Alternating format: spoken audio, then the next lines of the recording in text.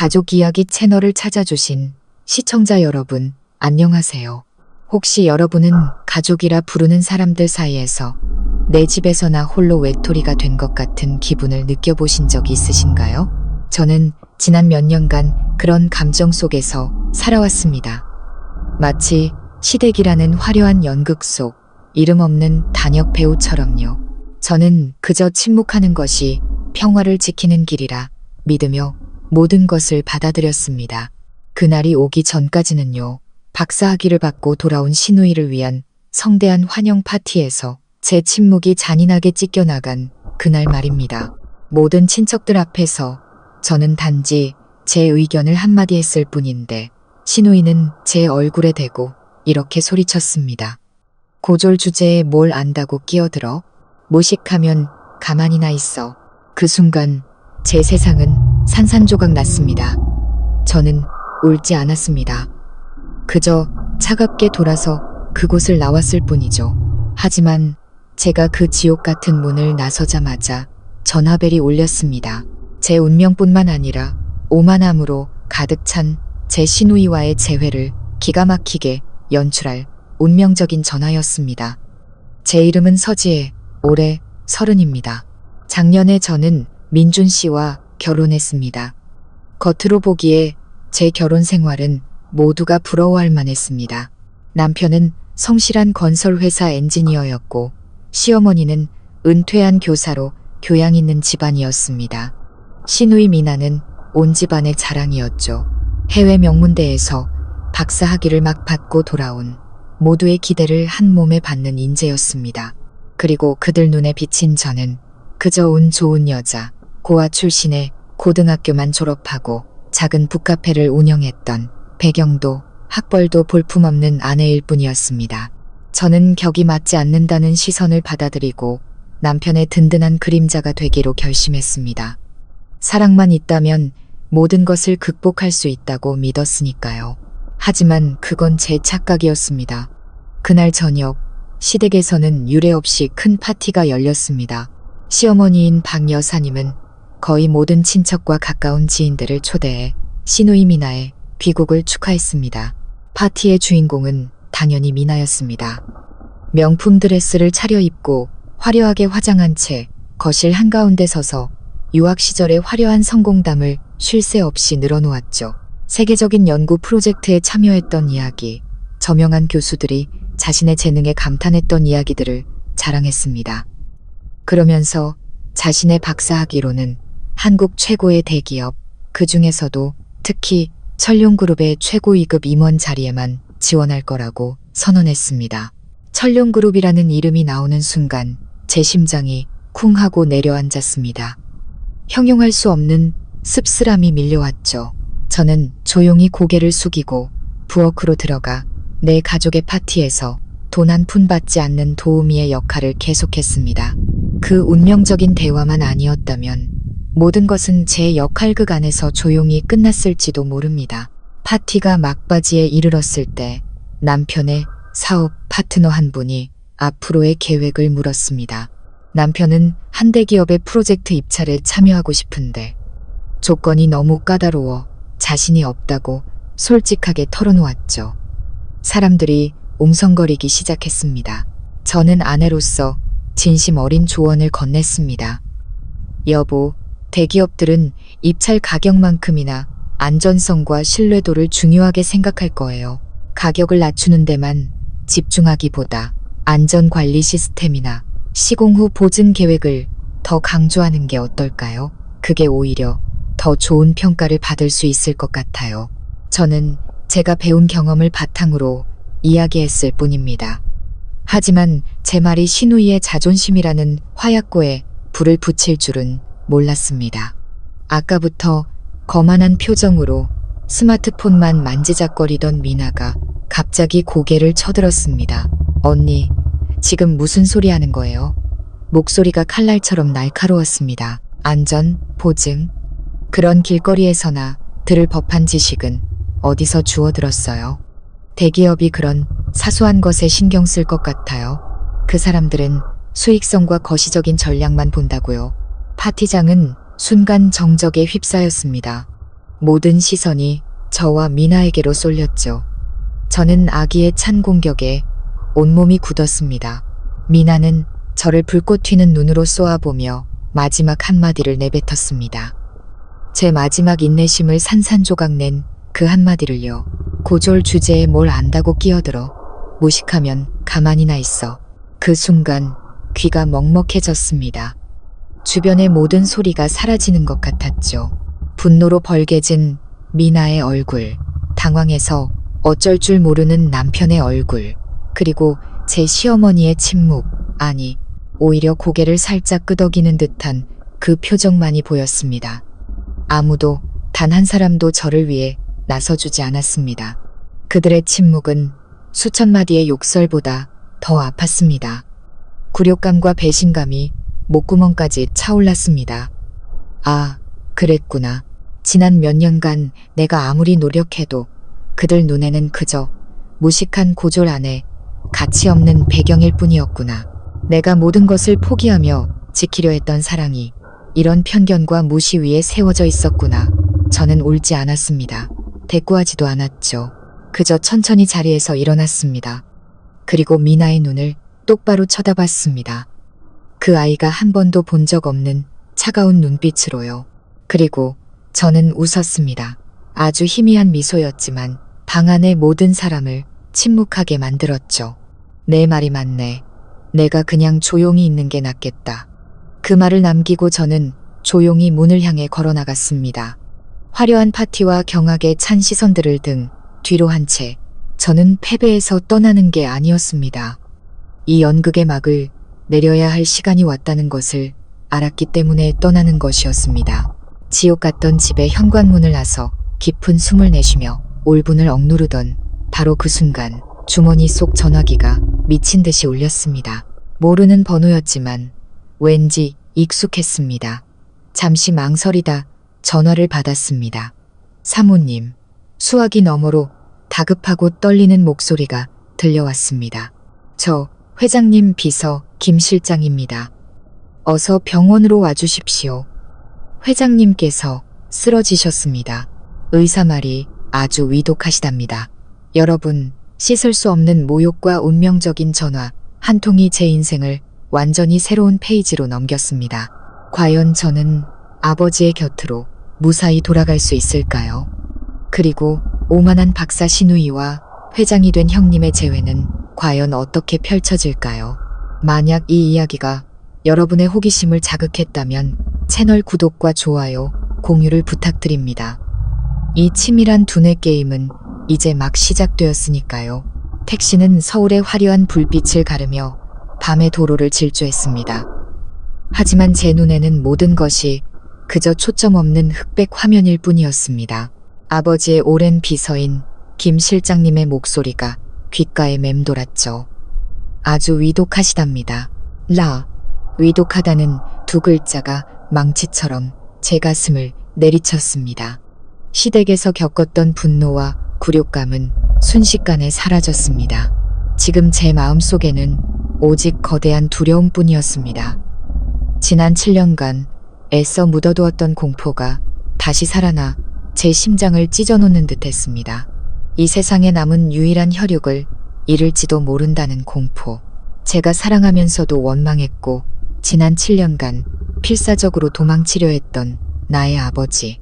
차가 서울에서 가장 크고 호화로운 국제병원 앞에 멈추자 저는 VIP 병동을 향해 미친 듯이 달렸습니다. 김 실장님이 이미 그곳에서 저를 기다리고 있었습니다. 늘 침착하던 그의 얼굴에 깊은 걱정의 주름이 새겨져 있었죠. 사모님, 오셨군요. 회장님은 지금 중환자실에 계십니다. 저는 작은 유리창 너머로 아버지를 보았습니다. 대한민국 재계를 호령하던 남자, 천룡그룹의 위엄 있는 서 회장님. 그런 아버지가 지금은 온갖 의료기기에 둘러싸인 채 병상에 힘없이 누워 있었습니다. 창백한 얼굴, 바싹 마른 입술에는 생기라곤 찾아볼 수 없었죠. 저는 아버지를 알아볼 수 없었습니다. 이 사람은 제가 기억하는 아버지가 아니었습니다. 언제나 에너지 넘치고 날카로운 눈빛과 우렁찬 목소리를 가졌던 나의 아버지. 저기 누워있는 사람은 너무나 연약하고 외로워 보였습니다. 나이든 의사 한 분이 나와 저를 안타까운 눈빛으로 바라봤습니다. 서 회장님 따님이시죠? 유감입니다. 급성 심근경색입니다. 최선을 다했지만 오늘 밤을 넘기시기 어려울 것 같습니다. 마지막으로 회장님을 뵙고 오시죠. 아마 따님을 기다리고 계실 겁니다. 의사의 한마디 한마디가 비수처럼 제 심장에 밝혔습니다. 저는 비틀거리며 벽을 짚어야만 겨우 설 수 있었습니다. 김 실장님이 급히 저를 부축했습니다. 사모님, 힘을 내셔야 합니다. 회장님께서 오랫동안 사모님을 기다리셨습니다. 저는 깊은 숨을 들이마시며 눈물을 삼켰습니다. 지금은 올 때가 아니었습니다. 아버지에게 이런 약한 모습을 보일 수는 없었습니다. 저는 천천히 병상으로 다가가 아버지의 손을 잡았습니다. 세월의 흔적으로 거칠어진 손은 얼음장처럼 차가웠습니다. 아빠, 저 왔어요. 제 목소리는 쉬어 있었습니다. 제 목소리를 들으셨는지 감겨있던 아버지의 눈꺼풀이 미세하게 떨렸습니다. 아버지는 무척이나 힘겹게 천천히 눈을 떴습니다. 아버지는 저를 바라봤습니다. 그 눈에는 더 이상 위험이나 권위는 없었습니다. 오직 사랑과 후회, 그리고 끝없는 자책만이 담겨 있었죠. 지혜야, 아버지가 힘겹게 속삭였습니다. 네, 아빠, 저 여기 있어요. 저는 끝내 울음을 터뜨렸습니다. 애써 참았던 눈물이 비 오듯 쏟아져 내렸습니다. 아빠가 미안하다. 마지막 남은 힘을 쥐어짜 내뱉는 듯한 한마디 한마디였습니다. 내 엄마 일, 아빠가 잘못했다. 어머니 이야기가 나오자 7년 전의 기억, 아버지와 저를 갈라놓았던 그 운명의 날이 바로 어제 일처럼 생생하게 떠올랐습니다. 7년 전, 저는 23살의 평범한 아가씨였습니다. 제 인생은 온통 분홍빛이었죠. 능력 있는 아버지와 자상한 어머니가 계셨습니다. 아버지, 서 회장님은 맨주먹으로 천룡그룹을 일군 입지전적인 인물이었습니다. 늘 일에 치여 바쁘셨지만 딸에게는 한없이 다정한 아버지셨죠. 어머니는 가족을 위해 헌신하는 분이었고 아버지의 든든한 버팀목이었습니다. 부모님의 사랑은 삭막한 비즈니스 세계에서 보기 드문 진짜 사랑의 증표였습니다. 하지만 비극은 부모님의 결혼이 시 보주년 기념일에 찾아왔습니다. 아버지는 그날만큼은 모든 일을 제쳐두고 어머니와 함께 보내겠다고 약속하셨죠. 어머니는 무척 행복해 하셨습니다. 가장 아름다운 드레스를 입고 화려하게 단장한 채 아버지를 기다렸지만 아버지는 오지 않으셨습니다. 마지막 순간 뉴욕에서 걸려온 전화 한 통이 아버지의 발목을 잡았습니다. 수십억 달러짜리 계약에 문제가 생겨 아버지가 직접 해결해야만 하는 상황이었죠. 아버지는 미안함 가득한 목소리로 전화를 걸어 최대한 빨리 돌아오겠다고 약속했습니다. 어머니는 무척 슬퍼하셨지만 아버지를 원망하지는 않으셨습니다. 그저 저에게 웃으며 말씀하셨죠. 내 아빠 일이 원래 그렇잖니. 우리 딸, 엄마랑 저녁 먹으러 갈까? 그리고 저와 어머니는 단둘이 레스토랑으로 향했습니다. 어머니는 애써 밝은 척 하셨지만 마음속 깊이 슬픔과 실망이 가득하다는 것을 저는 알 수 있었습니다. 집으로 돌아오는 길 폭우가 쏟아졌고 운전 통제를 잃은 트럭 한 대가 저희 차를 그대로 들이받았습니다. 저는 가벼운 부상만 입었지만 어머니는 다시는 돌아오지 못할 길을 떠나셨습니다. 어머니의 죽음은 저에게 너무나 큰 충격이었습니다. 하지만 저를 더 고통스럽고 분노하게 만든 것은 어머니의 마지막 순간에 아버지가 곁에 없었다는 사실이었습니다. 사고가 났을 때 아버지는 그곳에 없었습니다. 어머니의 손을 마지막으로 잡아주지도 못했죠. 아버지는 다음 날 어머니가 영안실에 차갑게 누워있을 때가 되어서야 돌아왔습니다. 어머니의 장례식 내내 저는 아버지에게 한마디도 하지 않았습니다. 그저 차갑고 증오에 찬 눈빛으로 아버지를 바라볼 뿐이었죠. 고통에 잠긴 어린 제 머릿속에서는 모든 것이 아버지의 탓으로만 느껴졌습니다.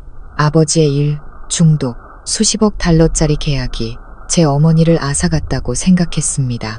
왜요? 장례식 밤, 저는 아버지에게 울부짖었습니다. 왜 항상 일이에요? 돈이 그렇게 중요해요? 엄마보다, 이 가족보다 더요? 아빠, 그거 아세요? 엄마는 아빠를 기다렸어요. 혼자서 아빠를 기다리다 돌아가셨다고요. 다 아빠 때문이에요. 아빠가 엄마를 죽인 거나 마찬가지예요. 제 말은 이미 산산조각난 아버지의 심장에 비수가 되어 꽂혔습니다. 아버지는 그 자리에 얼어붙었고 얼굴은 순식간에 10년은 더 늙어 보였습니다. 아버지는 변명도 해명도 하지 않으셨습니다. 그저 묵묵히 제 분노를 받아내셨죠. 저는 당시 아버지의 침묵을 암묵적인 인정으로 받아들였습니다. 그날 이후 아버지와 저의 갈등은 극에 달했습니다. 저는 어머니의 죽음을 초래했다고 믿는 사람과 한 지붕 아래에서 살 수 없었습니다. 장례식이 끝나고 일주일 뒤 저는 평생을 후회할 결정을 내렸습니다. 마음속에 원망만 가득한 채로는 아버지를 마주할 수 없었습니다. 저는 떠나야만 했습니다. 이 집을 천룡그룹서 회장의 딸 서지혜라는 무겁고 가식적으로 느껴지는 이름을 벗어던져야 했습니다. 저는 아버지의 서재 책상 위에 짧은 편지 한 통을 남겨두었습니다. 작별 인사도 없이 그저 돈과 권력에 둘러싸이지 않은 다른 삶을 살고 싶다고만 썼습니다. 제가 어머니를 앗아갔다고 믿었던 바로 그것들로부터요. 저는 모든 연락을 끊고 아버지가 주시는 모든 지원을 거부했습니다. 어머니가 남겨주신 작은 적금 통장 하나만 들고 제 인생으로부터의 탈출을 시작했습니다. 저는 도망치듯 다른 도시로 갔습니다. 아무도 저를 모르는 곳으로요. 그리고 완벽한 가짜 신분을 만들었습니다. 어릴 적 부모님을 여인, 고아, 고등학교만 졸업하고 홀로 억척스럽게 살아온 여자. 작은 옥탑방을 얻고 남은 돈으로 고요의 공간이라는 이름의 북카페를 열었습니다. 그것이 제가 당시 갈망했던 모든 것이었습니다. 평온함, 평범한 삶, 끝없는 회의도 복잡한 계약서도 대륙을 넘나드는 비행도 없는 삶 말입니다. 새로운 삶은 처음엔 무척 힘들었습니다. 어릴 때부터 공부와 그림밖에 모르던 제가 모든 것을 혼자 해내야 했죠. 지쳐 쓰러지고 싶을 때도 많았지만 역설적으로 그 바쁨이 제 고통을 조금씩 잊게 해주었습니다. 저는 소소한 것들에서 기쁨을 찾았습니다. 갓 볶은 원두의 향긋한 냄새, 매일 아침 찾아오는 단골 손님, 그리고 제가 만든 고요한 공간에서 조용히 책을 읽는 오후, 그리고 그런 어느 비오는 오후 남편 민준 씨가 제 삶 속으로 걸어 들어왔습니다. 그는 제 카페 근처 건설 현장의 현장 감독이었죠. 비를 피하러 들어왔다가 어느새 단골 손님이 되었습니다. 그는 제가 상류층 세계에서 만났던 남자들과는 달랐습니다. 화려하지도 과시하지도 않았죠. 그는 순박하고 진실했으며 조금은 서툴렀지만 무척 따뜻했습니다. 그는 카페 구석자리에 앉아 역사책 읽는 것을 좋아했습니다. 이곳의 조용한 분위기와 커피향, 낡은 책 냄새가 어우러지는 것이 좋다고 말했죠. 저희는 대화를 시작했고 처음에는 간단한 인사였지만 점차 가까워졌습니다. 저는 그에게 제 가짜 이야기를 들려주었습니다. 고아로 자라 홀로 카페를 차린 이야기. 그는 제 이야기에 깊이 공감했고 저의 강인함에 감탄했습니다. 그의 곁에서 저는 진정한 평화를 느꼈습니다. 그는 제가 누구인지, 무엇을 가졌는지 신경 쓰지 않았습니다. 오직 제 자신만을 바라봐 주었죠. 우리의 사랑은 마치 시원한 시냇물처럼 상처투성이었던 제 말은 영혼을 적시며 자연스럽게 찾아왔습니다. 그가 청혼했을 때 저는 조금 망설였습니다. 하지만 그의 진실한 눈빛이 저를 붙잡았습니다. 지혜 씨, 당신의 과거가 어땠는지는 상관없어요. 저는 지금의 당신을 사랑하고 당신과 함께 미래를 만들고 싶어요. 당신이 말하고 싶지 않은 건 절대 묻지 않을게요. 제가 당신에게 진짜 가족이 되어줄게요. 그의 약속은 제 마지막 방어벽을 무너뜨렸습니다. 저는 고개를 끄덕였고 과거를 묻어둔 채 민준의 아내라는 이름으로 새로운 삶을 시작하기로 결심했습니다. 우리의 결혼식은 아주 조촐했습니다.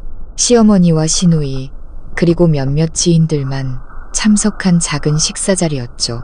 저는 가족이 아무도 없다고 거짓말했습니다. 시어머니 박 여사님은 처음엔 제 배경을 탐탁지 않아 하셨지만 제가 착하고 아들을 진심으로 사랑하는 모습을 보고 반대하지는 않으셨습니다. 당시 대학생이었던 시누이 미나도 저에게 특별히 살갑게 굴지는 않았습니다. 그저 호기심과 경계가 섞인 눈으로 저를 훑어볼 뿐이었죠. 결혼 후 저는 북카페를 정리했습니다. 온전히 아내와 며느리의 역할에 충실하고 싶었습니다. 우리는 남편이 대출을 받아 마련한 작은 아파트에서 신혼생활을 시작했습니다. 저는 집에서 밥을 하고 청소를 하며 살림을 돌봤습니다. 누군가에게는 지루한 주부의 삶일지 몰라도 당시 저에게는 꿈에 그리던 평화였습니다. 사랑하는 남자를 돌보고 작은 가정을 꾸려나가는 것에서 행복을 느꼈습니다. 드디어 안식처를 찾았다고, 과거라는 황금 세장에서 벗어났다고 생각했습니다. 하지만 저는 몰랐습니다. 하나의 세장에서 벗어나 스스로 다른 세장으로 걸어 들어갔다는 것을. 편견과 무시, 그리고 제가 감히 상상조차 할 수 없었던 음모로 만들어진 보이지 않는 세장으로 말입니다. 스스로 지식인이라 자부하는 가정에서 평범한 며느리로 사는 삶은 제가 꿈꿨던 것처럼 평화롭지 않았습니다. 그 새로운 세상은 보이지 않았지만 편견과 무시라는 차가운 쇠창살로 만들어져 있었습니다. 저는 진심을 다해 현명한 아내, 살가운 며느리가 되려고 노력했습니다. 아침 일찍 일어나 아침 식사를 준비하고 집안을 먼지 하나 없이 깨끗하게 청소했죠. 시어머니가 늘 자랑하시던 어려운 음식들의 조리법을 배웠습니다. 아가씨 시절의 습관을 버리고 절약하고 소박하게 사는 법을 익혔습니다. 제 진심과 희생이 언젠가는 인정받을 것이라고 믿었습니다. 하지만 저는 또 틀렸습니다. 시어머니와 시누이의 눈에 저는 아무리 노력해도 무식하고 배운 것 없는 존재일 뿐이었습니다. 시어머니 박 여사님은 저에 대한 경멸을 아주 교묘하게 표현하는 분이셨습니다. 절대 직접적으로 저를 탓하지 않으셨죠. 대신 다른 사람을 칭찬하는 방식으로 은근히 저를 깎아내렸습니다. 어휴, 저기 앞집 김 선생님네 딸은 정말 대단하더라. 식사 자리에서 툭 던지듯 말씀하시곤 했죠. 이번에 은행에서 과장으로 승진했다잖아. 월급이 몇백은 되겠지. 역시 여자는 배워야 해. 능력도 있고 남편한테 도움도 되고. 걔 남편은 참 좋겠다.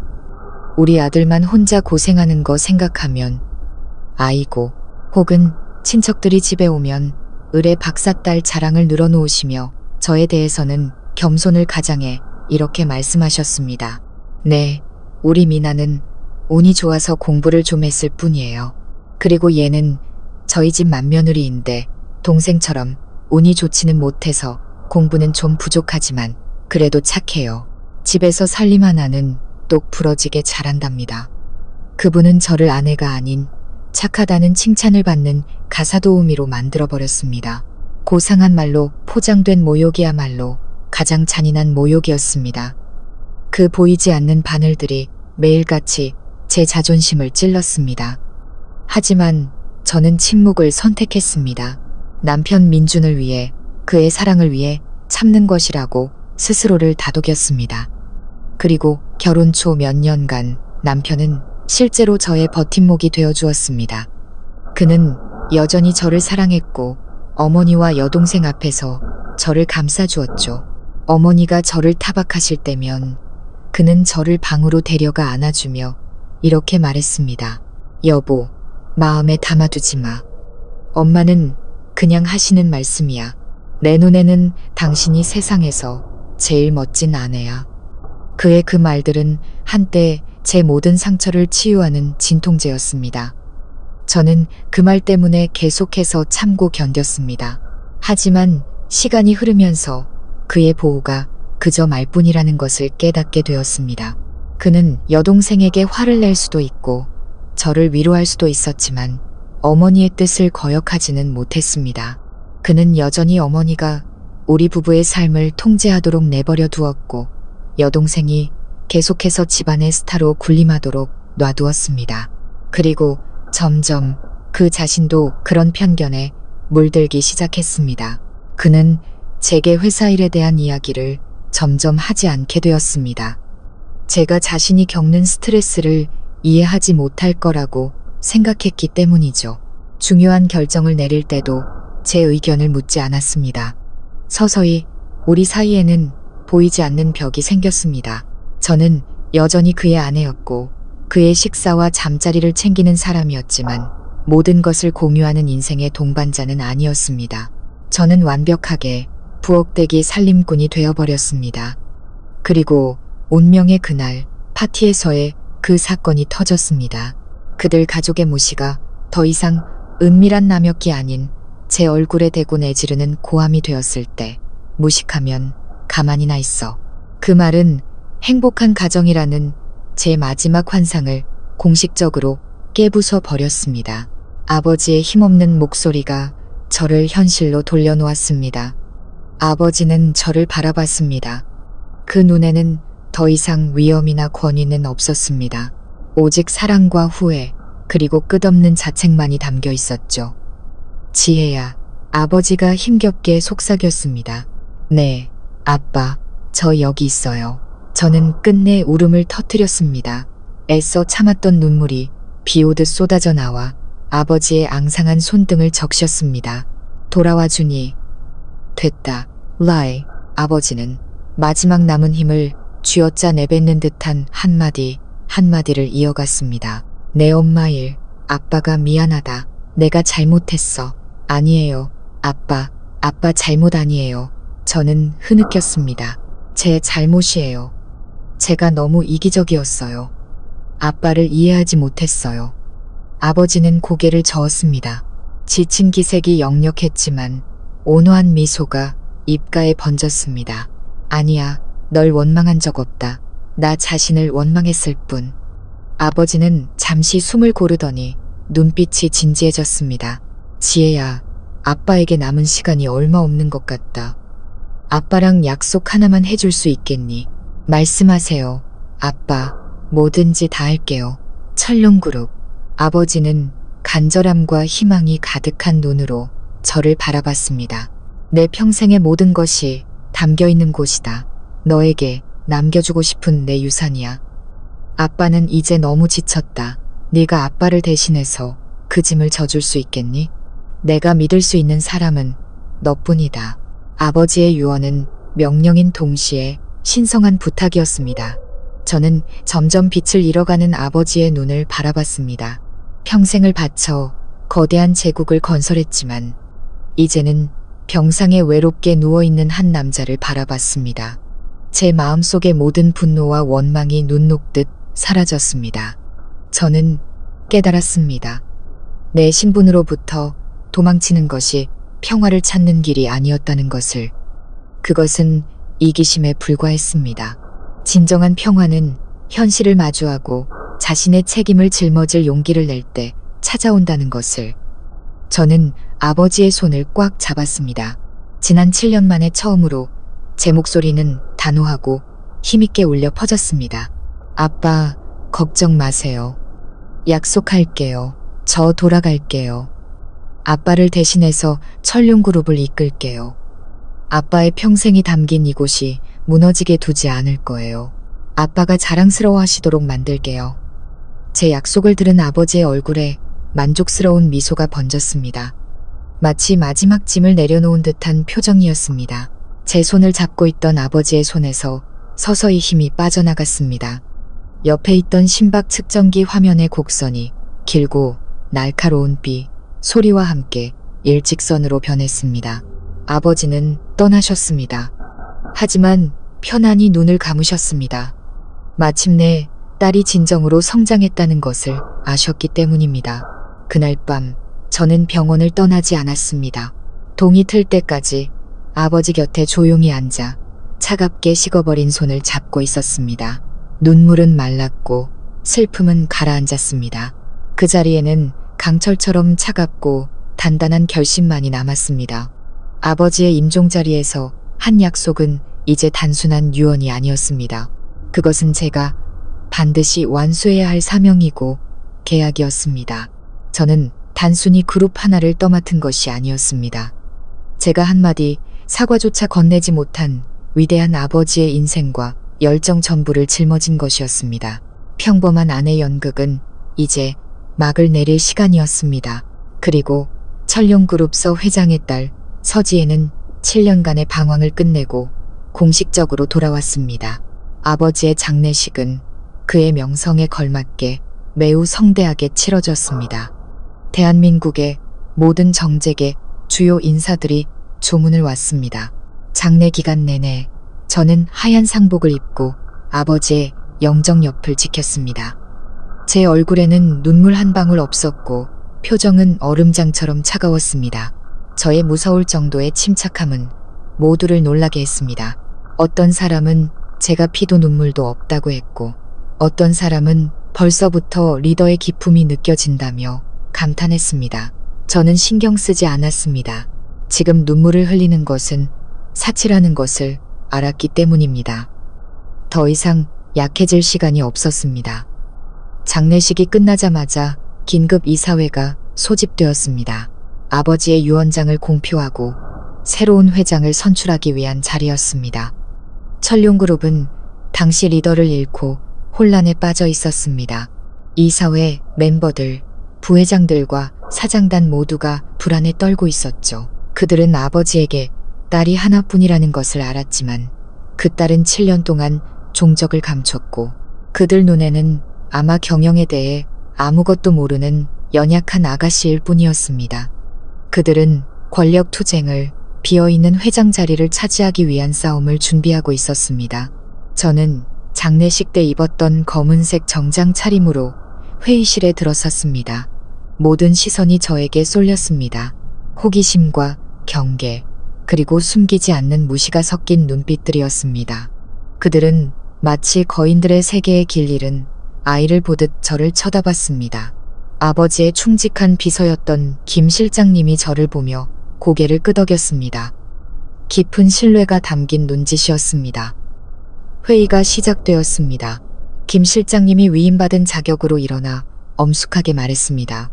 여러분, 고서 회장님의 유언과 마지막 위임에 따라 오늘부로 천룡그룹의 모든 경영권과 이사회 의장직은 그의 유일한 상속인인 서지혜님에게 공식적으로 이양됩니다. 회의실에 정적이 흘렀습니다. 이내 웅성거리는 소리가 점점 커졌죠. 오랜 경력을 가졌고 야심도 가장 컸던 한 부회장, 박 부회장이 일어나 반대했습니다. 김 실장님, 저희는 고 회장님의 유지를 존중합니다. 하지만 천룡 같은 거대 그룹을 7년이나 현장을 떠나 있었고 아무 경험도 없는 젊은 아가씨 손에 맡기는 것은 너무 위험한 결정 아닙니까? 저희는 그녀가 이 중책을 감당할 수 없을까 심히 우려됩니다. 그의 말에 많은 사람들이 동조하기 시작했습니다. 그들은 제가 포기하거나 적어도 이름뿐인 명예직을 받아들이도록 압박하며 소란을 피웠습니다. 모두들 제가 두려워하고 당황할 것이라고 생각했겠죠. 하지만 저는 그러지 않았습니다. 저는 조용히 일어나 의장석으로 걸어갔습니다.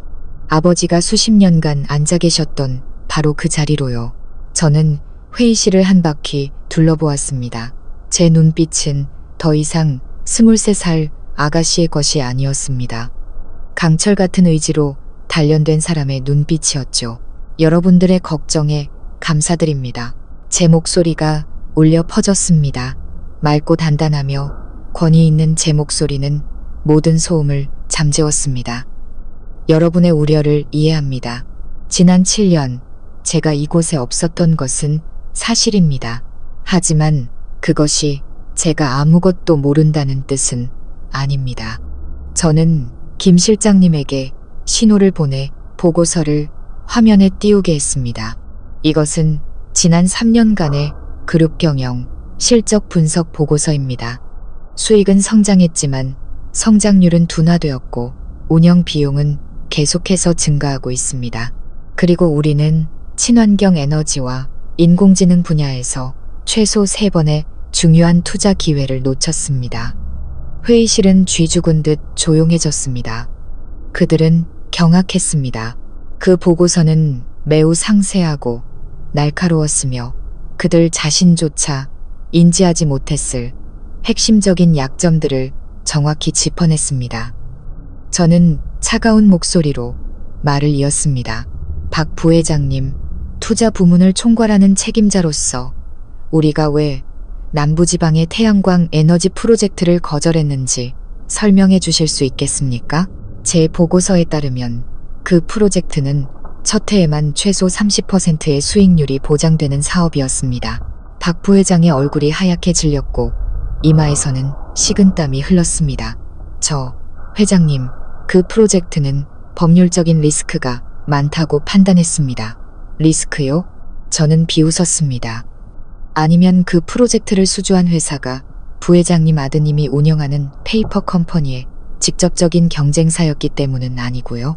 제 한마디는 회의실 전체를 폭발시킨 폭탄과도 같았습니다. 박 부회장은 휘청거리며 의자를 붙잡아야 했습니다. 그런 식으로 저는 한 사람 한 사람의 비리와 무능함을 차례로 지적했습니다. 지난 7년, 저는 자리에 없었지만 단 한순간도 배우기를 멈추지 않았습니다. 아버지는 꾸준히 저에게 모든 보고서와 중요 문서를 보내주셨습니다.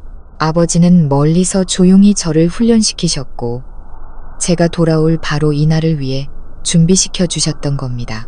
지식, 통찰력, 전략, 그리고 결단력까지 모든 것이 이미 갈고 닦여 있었습니다. 회의가 끝날 무렵 더 이상 아무도 감히 반대하지 못했습니다. 그들은 완전히 다른 눈빛으로 저를 바라봤습니다. 존경과 두려움이 뒤섞인 눈빛이었죠. 그들은 깨달았습니다. 어리고 연약했던 아가씨는 이제 없다는 것을. 그들 앞에 서 있는 사람은 고서 회장님의 완벽한 복제품, 아니 그보다 더 날카롭고 단호한 존재라는 것을. 공식적으로 권한을 잡은 직후 저는 강력한 개혁을 시작했습니다. 무능하고 부패한 자들을 해고하고 재능과 열정이 있는 젊은 인재들을 발탁했습니다. 그룹 전체의 구조를 재편하고 새로운 분야에 집중했습니다. 철룡그룹은 제 경영 아래 쇠퇴하기는커녕 오히려 새로운 활력을 얻어 그 어느 때보다 강력해졌습니다. 저는 아버지와의 약속을 지켰습니다. 저는 그 모욕적인 파티가 있은 지 일주일 만에 시댁을 떠났습니다. 그 일주일 동안 너무나 많은 일이 일어났습니다. 그날 이후 제 삶은 완전히 상반된 두 개로 나뉘었습니다. 낮에는 철룡그룹의 카리스마 넘치는 회장 황지혜, 그녀의 결정 하나하나가 수만 명의 삶에 영향을 미치는 여성이었습니다. 저는 명품 정장을 입고 최고급 세단을 타며 철룡타워 최상층의 사무실에서 일했습니다. 긴장감 넘치는 회의를 주재하고 수백억 원짜리 계약을 협상했죠. 제 주위에는 비서들과 경호원들, 제가 나타날 때마다 깍듯이 고개를 숙이는 사람들이 있었습니다. 하지만 밤이 되면 그 권위 있는 정장을 벗어던지고 또 다른 역할로 돌아왔습니다. 지난 몇 년간 연기해야만 했던 바로 그 역할. 저는 제 평범한 국산차를 몰고 교회의 작은 아파트 시댁으로 돌아왔습니다. 그리고 다시 수수한 홈웨어를 입고 머리를 대충 묶은 채 모식한 아내 서지혜가 되었습니다. 저는 다시 시어머니와 시누이의 경멸, 어린 눈빛과 잔소리를 마주해야 했습니다. 저는 그들에게 시누이에게 모욕을 당한 후 기분 전환을 위해 일주일간 강릉 여행을 다녀왔다고 거짓말했습니다. 그리고 작은 회사에 격리직으로 취직했다고 알렸죠. 그들은 제 이야기를 믿었고 심지어 고소해야 하는 눈치였습니다. 시어머니 박 여사님은 은혜를 베푸는 듯한 말투로 제게 말했습니다. 그래, 집에만 있으면서 남편 등골 빼먹는 것보다야 안정적인 직장이라도 구했으니 다행이다. 분수에 맞게 조용히 잘 다녀라. 그 소란스러웠던 파티 이후 미나도 저에게 조금은 관대해진 듯 했습니다. 더 이상 직접적으로 저를 모욕하지는 않았죠. 대신 더 교묘한 형태의 무시, 바로 동정으로 태도를 바꿨습니다. 뭐 배울 기회가 없었으니 어쩔 수 없지. 언니는 그냥 그 작은 회사에서 말단 사원으로 만족하고 살아. 큰일은 나랑 오빠가 알아서 할 테니까. 그 아이는 대기업 채용 정보를 검색하는 맥북에서 눈을 떼지 않은 채 그렇게 말했습니다. 이중 생활은 정말이지 지독하게 피곤했습니다. 엄청난 정신력과 연기력을 요구했죠. 어떤 날은 막 긴장감 넘치는 이사회를 마치고 집에 돌아왔는데 곧바로 시어머니가 시장에서 사온 채소가 신선하지 않다며 늘어놓는 잔소리를 얌전히 듣는 아내 역할을 해야 했습니다. 어떤 때는 제 방에서 몰래 수천억 원짜리 재무보고서를 검토하고 있는데 미나가 갑자기 문을 벌컥 열고 들어와 더러운 옷 한 벌을 던졌습니다. 언니, 시간 있으면 이 원피스 손빨래 좀 해줘. 명품이라 세탁기에 돌리면 망가진단 말이야. 뭐 언니는 이렇게 비싼 옷 본 적도 없겠지만 조심해서 빨아줘. 저는 분노를 억누르고 미소를 지으며 그 옷을 받아들여야 했습니다. 저는 그런 모순 속에서 살아야 했습니다. 하지만 포기하지 않았습니다. 이것이 제가 넘어야 할 시험이라는 것을 알았기 때문입니다. 제가 한때 사랑했던 이 가족이 정말 어떤 사람들인지 보고 싶었습니다. 제가 그저 평범한 아내일 때 남편 민준이 제게 주었던 사랑이 얼마나 깊은 것이었는지 시험해보고 싶었습니다. 그리고 가장 중요한 것은 저는 기다리고 있었습니다. 조만간 반드시 펼쳐질 한 편의 연극, 그 기회를 기다리고 있었습니다. 오만한 박사 신우이가 모식한 형님을 그녀가 상상조차 할 수 없는 역할로 마주하게 될 그 연극을 말입니다. 남편 민주는 제가 유일하게 미안한 마음을 느끼게 하는 사람이었습니다. 그는 제 진짜 신분에 대해 아무것도 몰랐죠. 제가 파티에서 뛰쳐나간 밤과 아버지의 장례를 치르는 며칠 동안 그는 몹시 후회하는 모습을 보였습니다. 제게 사과하고 자신의 동생을 나무랐죠. 하지만 그의 후회는 거기까지였습니다. 그는 여전히 우유부단했고 어머니와 여동생의 뜻을 거스를 용기가 없었습니다. 제가 재산을 다 잃었다고 거짓말했을 때 저는 그의 눈에서 스쳐 지나가는 실망감을 보았습니다.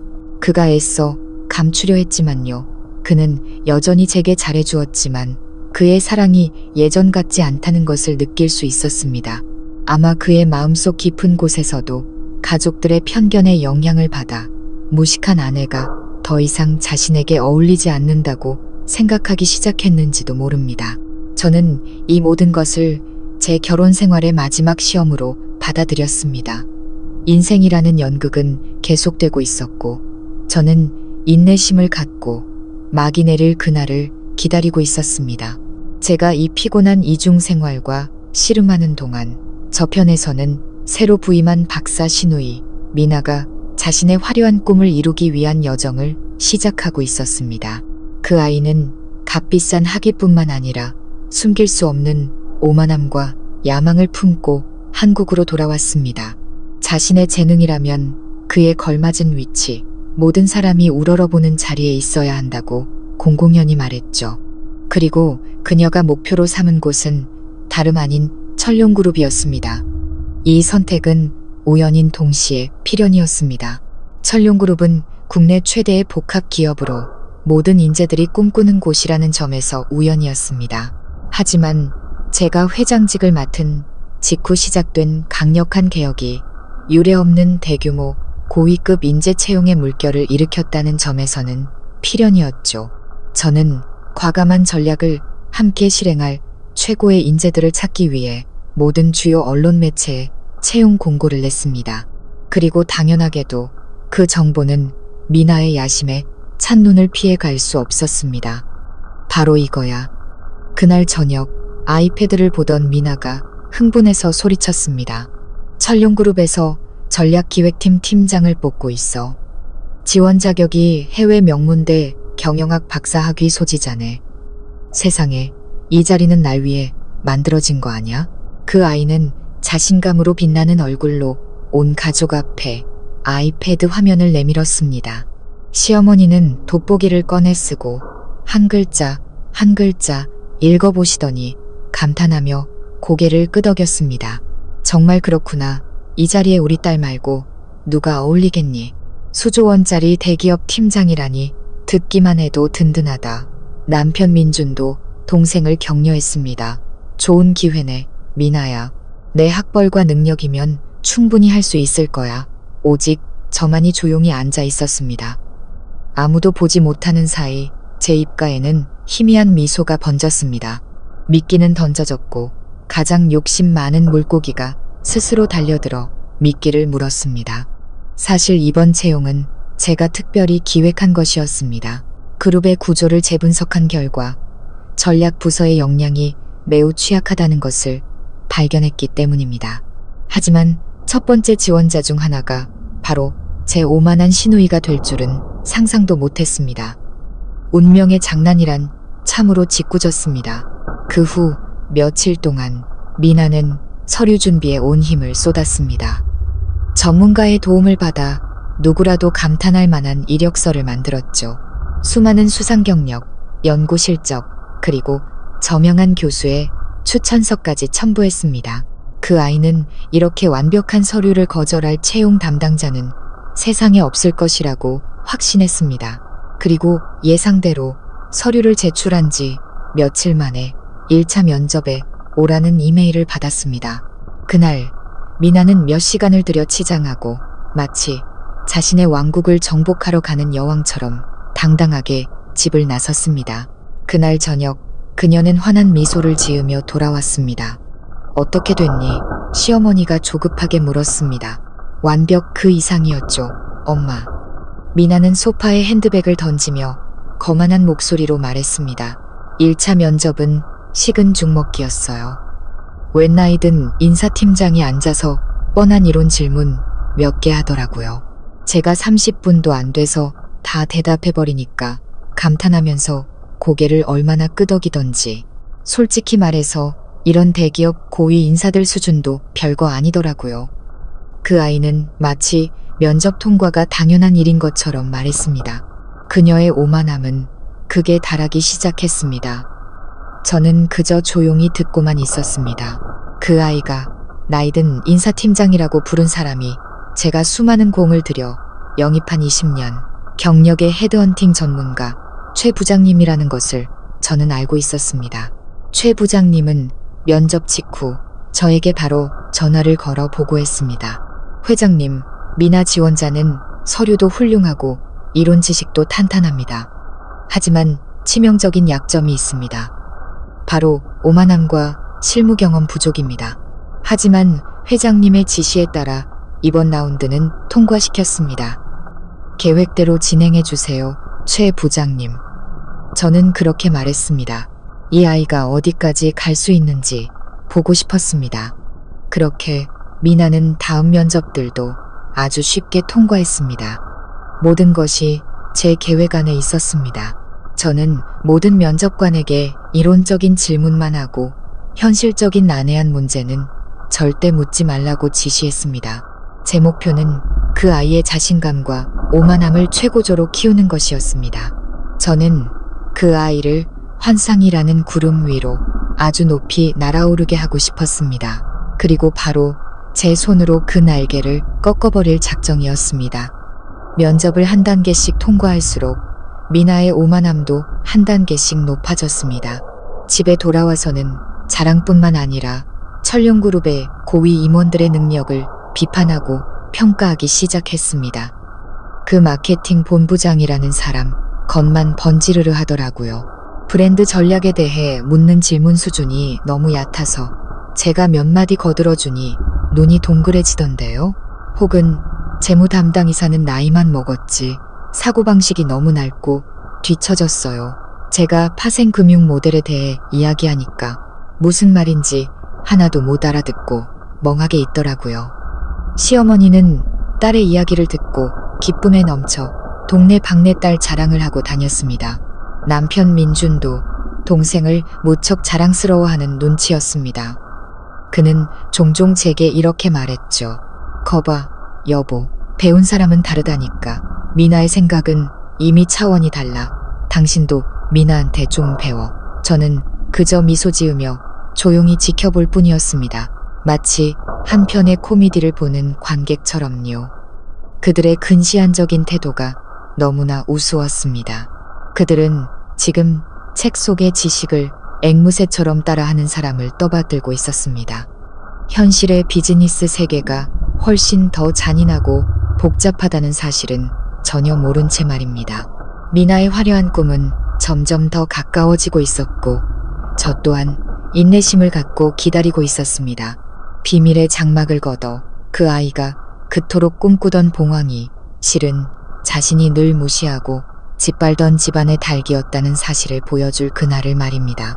손쉽게 초기 면접들을 통과한 후 미나의 자신감은 더 이상 말로 표현할 수 없는 수준에 이르렀습니다. 그 아이는 철룡그룹 전략기획팀장 자리가 이미 자기 것이라고 완전히 믿고 있었죠. 미래에 대한 계획도 세우기 시작했습니다. 스포츠카를 사고 최고급 펜트하우스에 살며 성공한 여성 경영인이 되는 꿈에 부풀어 있었습니다. 그 아이는 거짓된 칭찬과 끝없는 환상이 만들어낸 자신만의 꿈 속에 완전히 잠겨 있었습니다. 매일 저녁 식사 시간의 주제는 철룡그룹 이야기와 미나의 비판뿐이었습니다. 그 아이는 마치 이미 그곳의 고위 임원이 된 것처럼 행동했죠. 오늘 철룡그룹 연례 보고서를 훑어봤는데 세상에 어떻게 이렇게 비전문적으로 만들 수 있죠. 제가 전략팀장이 되면 가장 먼저 그룹의 브랜드 아이덴티티부터 전부 뜯어고칠 거예요. 시어머니는 고개를 끄덕이며 맞장구를 쳤습니다. 그럼 우리 딸처럼 국제적인 감각이 있는 사람이 가야 그룹이 발전하지. 저는 그저 조용히 제 밥을 먹었습니다. 그 연례 보고서를 누가 최종 승인했는지 저는 잘 알고 있었습니다. 바로 저였죠. 그리고 그 보고서는 그해 업계에서 가장 창의적이고 효과적인 보고서 중 하나로 평가받았습니다. 하지만 저는 아무 말도 하지 않았습니다. 무지와 환상에 빠진 사람들과 논쟁하는 것은 세상에서 가장 쓸데없는 짓이니까요. 미나의 오만함은 전략 부문을 총괄하는 부사장과의 3차 면접 통보, 이메일을 받았을 때 최고조에 달했습니다. 보셨죠? 그 아이는 온 가족 앞에서 스마트폰을 흔들며 의기양양하게 말했습니다. 제가 말했잖아요. 제 실력으로는 어떤 관문도 문제없다고요. 그 부사장이란 사람도 어차피 오래 일해서 그 자리까지 올라간 사람일 테니 식은 죽 먹기죠. 3차 면접이 있던 날 미나는 또다시 승리의 미소를 지으며 돌아왔습니다. 하지만 이번에는 그 미소에 약간의 당혹감이 섞여 있었죠. 어땠어? 시어머니가 급히 물었습니다. 어렵진 않았어요. 미나는 대답했지만 예전처럼 거만한 태도는 아니었습니다. 그 부사장님 꽤 날카롭더라고요. 이론적인 건 거의 안 묻고 대신 철룡그룹이 유럽 시장에 진출하려는 실제 상황을 제시하고 전략을 물어봤어요. 그래서 제가 배운 대로 SWOT 분석이랑 BCG 매트릭스 모델에 대해 전부 설명했죠. 그래서 그분이 뭐라고 하시던? 남편이 궁금해했습니다. 아무 말 안 하셨어요. 미나가 미간을 찌푸렸습니다. 그냥 조용히 듣고 고개를 끄덕이시더니 마지막 최종 면접이 있을 거라고 하셨어요. 이사회 전체와 특히 새로 부임한 회장님이 직접 참석하는 자리라고요. 회장님이라는 말에 온 가족은 호기심을 보였습니다. 고서 회장님이 돌아가신 후 후계자의 정체는 항상 큰 미스터리였습니다. 아주 젊지만 매우 유능하고 신비로운 인물이라는 소문만 무성했죠. 새 회장님이라고 시어머니가 중얼거렸습니다. 듣자 하니 아주 까다롭고 베일에 쌓인 분이라던데. 네가 직접 만날 수 있다면 정말 큰 영광이겠다. 당연하죠, 어머니. 미나는 가슴을 펴며 자신감을 되찾았습니다. 제 발표가 아주 인상적이었나 봐요. 그러니까 전체 임원진 앞에서 실력을 보여줄 기회를 주는 거겠죠. 이건 제 능력을 제대로 뽐낼 절호의 기회예요.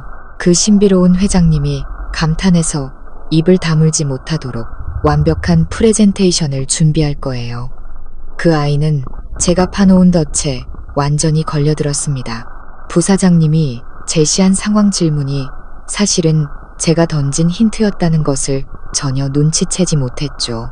저는 그 아이가 가진 책 속의 지식으로 현실적인 문제를 어떻게 해결하는지 보고 싶었습니다. 그리고 예상대로 그 아이의 대답은 공허한 이론의 나열에 불과했습니다. 스스로 자신의 치명적인 약점을 드러내고도 전혀 깨닫지 못하고 있었던 겁니다.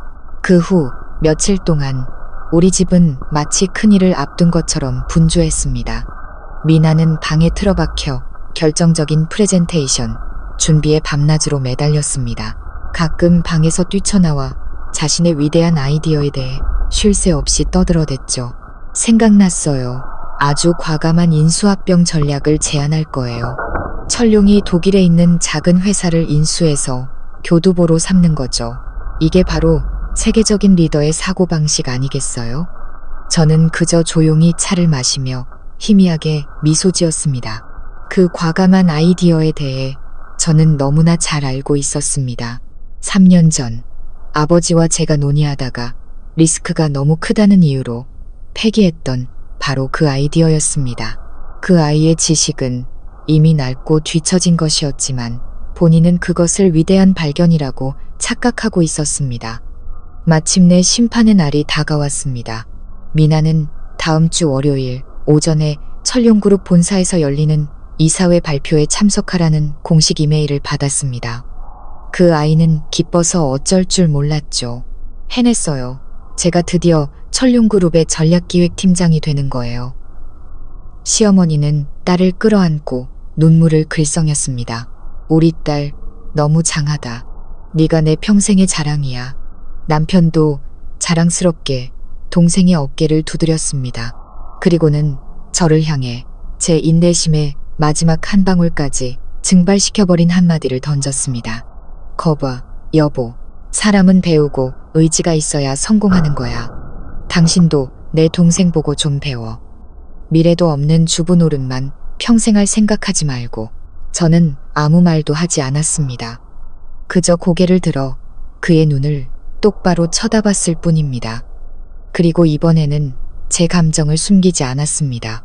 제 눈에 담긴 것이 자격지심이나 열등감이 아닌 깊은 동정이라는 것을 그가 보게 했습니다.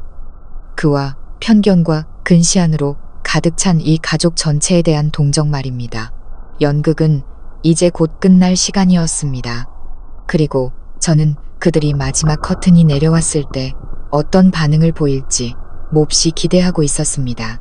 최종 면접을 기다리는 며칠은 미나에게 걱정의 시간이 아니라 자만심과 칭송에 흠뻑 취하는 나날이었습니다.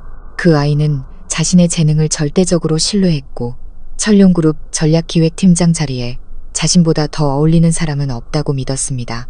하지만 자신이 곧 입사할 그룹에 대해 깊이 파고들수록 한 인물이 그녀의 호기심뿐만 아니라 기묘한 존경심까지 불러일으키기 시작했습니다. 바로 철룡그룹의 최고 권력자, 재계에서 신룡, 쇳롱이라 불리며 모습을 드러내지 않는 신임 회장이었습니다. 이 회장에 대한 정보는 극히 드물었습니다. 언론에 공개된 사진 한 장 없었고 개인 인터뷰는 단 한 번도 이루어진 적이 없었죠. 사람들이 아는 것이라고는 고위 경제인들 사이에서 구전되는 소문과 일화뿐이었고 그 이야기들은 인물의 신비로움과 권위를 더할 뿐이었습니다. 연구생 시절의 정보 검색 능력을 발휘해 미나는 비공개 경제 포럼부터 해외 기사까지 샅샅이 뒤졌고 그 결과는 실로 엄청난 인물상을 그려냈습니다. 소문에 따르면 신임 회장은 고서 회장님의 유일한 상속인이지만 오랫동안 해외에 머물며 거의 모든 연락을 끊고 지냈다고 했습니다. 서 회장님이 갑작스럽게 돌아가신 후 조용히 귀국하여 단 한 달 만에 전례 없는 강력한 내부 숙청과 조직 개편을 단행했다는 것이었습니다. 듣자 하니 일 처리 방식이 무자비할 정도래요. 미나는 저녁 식사 자리에서 시어머니와 오빠에게 이야기했습니다. 목소리에는 경멸 대신 진정한 감탄이 섞여 있었죠. 단 일주일 만에 오래된 부회장 3명이 강제 퇴직당했고 수많은 부장급들이 해고됐대요. 그 사람의 업무 스타일을 육친불임, 즉 친인척도 봐주지 않는다고 부른다더라고요. 오직 능력만 보고 정의나 경력은 전혀 고려하지 않는데요. 일 잘하면 남고 못하면 가차없이 잘린다는 거죠. 시어머니는 그 말을 듣고 조금 걱정스러운 눈치였습니다. 그렇게 무서운 사람이란 말이니 같이 일하기 힘들지 않겠어. 힘들겠지만 그게 진짜 리더죠. 어머니, 미나가 대답했습니다. 그녀의 두 눈이 반짝였습니다. 그렇게 단호하고 때로는 무자비할 정도의 결단력이 있어야 침체된 거대 그룹을 다시 일으킬 수 있는 거예요. 제가 분석 자료를 다 읽어봤는데 이 회장이 취임한 이후로 철룡그룹 주가가 폭등했어요. 대담한 신규 프로젝트들이 연이어 추진되고 있고요. 이 사람은 정말 천재적인 경영인이에요. 보통 내기가 아니라고요. 그 아이는 스스로 그려낸 인물상에 완전히 매료되었습니다. 더 이상 좋은 직장을 얻기 위해 철룡에 가고 싶은 것이 아니었습니다. 그런 뛰어난 리더 밑에서 일하고 싶다는 열망에 사로잡혔죠. 언젠가 자신이 그 신비로운 회장의 오른팔이 되어 자신의 재능을 인정받는 날을 꿈꿨습니다. 다가오는 면접에서 반드시 좋은 인상을 남겨야 해요. 그 아이는 굳은 결심으로 말했습니다. 그 회장님 같은 분은 이론만 떠드는 사람은 절대 좋아하지 않을 거예요. 제가 단순히 하기만 있는 게 아니라 진짜 전략적인 비전을 가졌다는 걸 보여줘야 해요. 신비로운 회장에 대한 존경심은 역설적으로 미나의 오만함과 자신감을 새로운 차원으로 끌어올리는 자극제가 되었습니다. 그 아이는 더 이상 이전의 면접관들을 안중에도 두지 않았습니다. 이제 그녀의 눈에는 자신을 평가할 자격이 있는 사람은 단 한 명, 바로 그 회장뿐이었습니다. 한편 이쪽에서 저는 바로 그 신룡이라 불리는 회장인 저는 사무실에 앉아 인사팀이 보내온 상세 보고서를 통해 그 아이의 모든 움직임을 조용히 지켜보고 있었습니다. 그 아이의 이력서 한 줄 한 줄을 모두 읽었고 각 면접의 녹화 영상을 다시 보았으며 그 아이가 저에 대한 정보를 얼마나 필사적으로 찾고 있는지도 알고 있었습니다. 회장님, 최 부장님이 전화로 말했습니다. 목소리에 약간의 우려가 섞여 있었죠. 미나 지원자는 자신감이 좀 과한 것 같습니다. 면접 내내 자신이 모든 것을 안다는 태도를 보였고 심지어 우리 회사 임원들에 대해 좋지 않은 평가도 했습니다. 이 지원자를 최종 면접까지 올리는 것이 과한 특혜는 아닐까요? 저는 그저 미소 지었습니다. 괜찮습니다, 최 부장님. 마음껏 표현하게 두세요. 좋은 말은 끝까지 달려봐야 그 지구력을 알 수 있는 법이니까요. 최종 회의 준비나 잘해주시고 저에 대한 정보는 절대 누설하지 마세요. 그 친구에게 깜짝 선물을 해주고 싶거든요. 네, 알겠습니다, 회장님. 저는 전화를 끊고 의자를 돌려 창밖을 내다보았습니다. 아래에는 수많은 차들이 분주하게 움직이고 있었죠. 깜짝 선물이라고? 아마 그냥 놀라는 정도가 아닐 거야. 그건 충격일 테고 내 오만한 박사 시누이가 평생 잊지 못할 교훈이 되겠지. 저는 의도적으로 제 자신을 둘러싼 신비로운 이미지를 만들었고 짙은 안개 장막을 쳤습니다. 언론에 나서지 않은 것은 두려워서가 아니라 자유롭고 싶었기 때문입니다. 하지만 이제 그 신비로움이 역설적으로 제 계획의 일부가 되었습니다. 그것은 미나가 정복하고 싶어 안달이 난 높은 산봉우리가 되었지만 그 정상에서 기다리는 사람이 자신이 늘 발 아래로 짓밟던 사람이라는 사실은 꿈에도 모르고 있었습니다.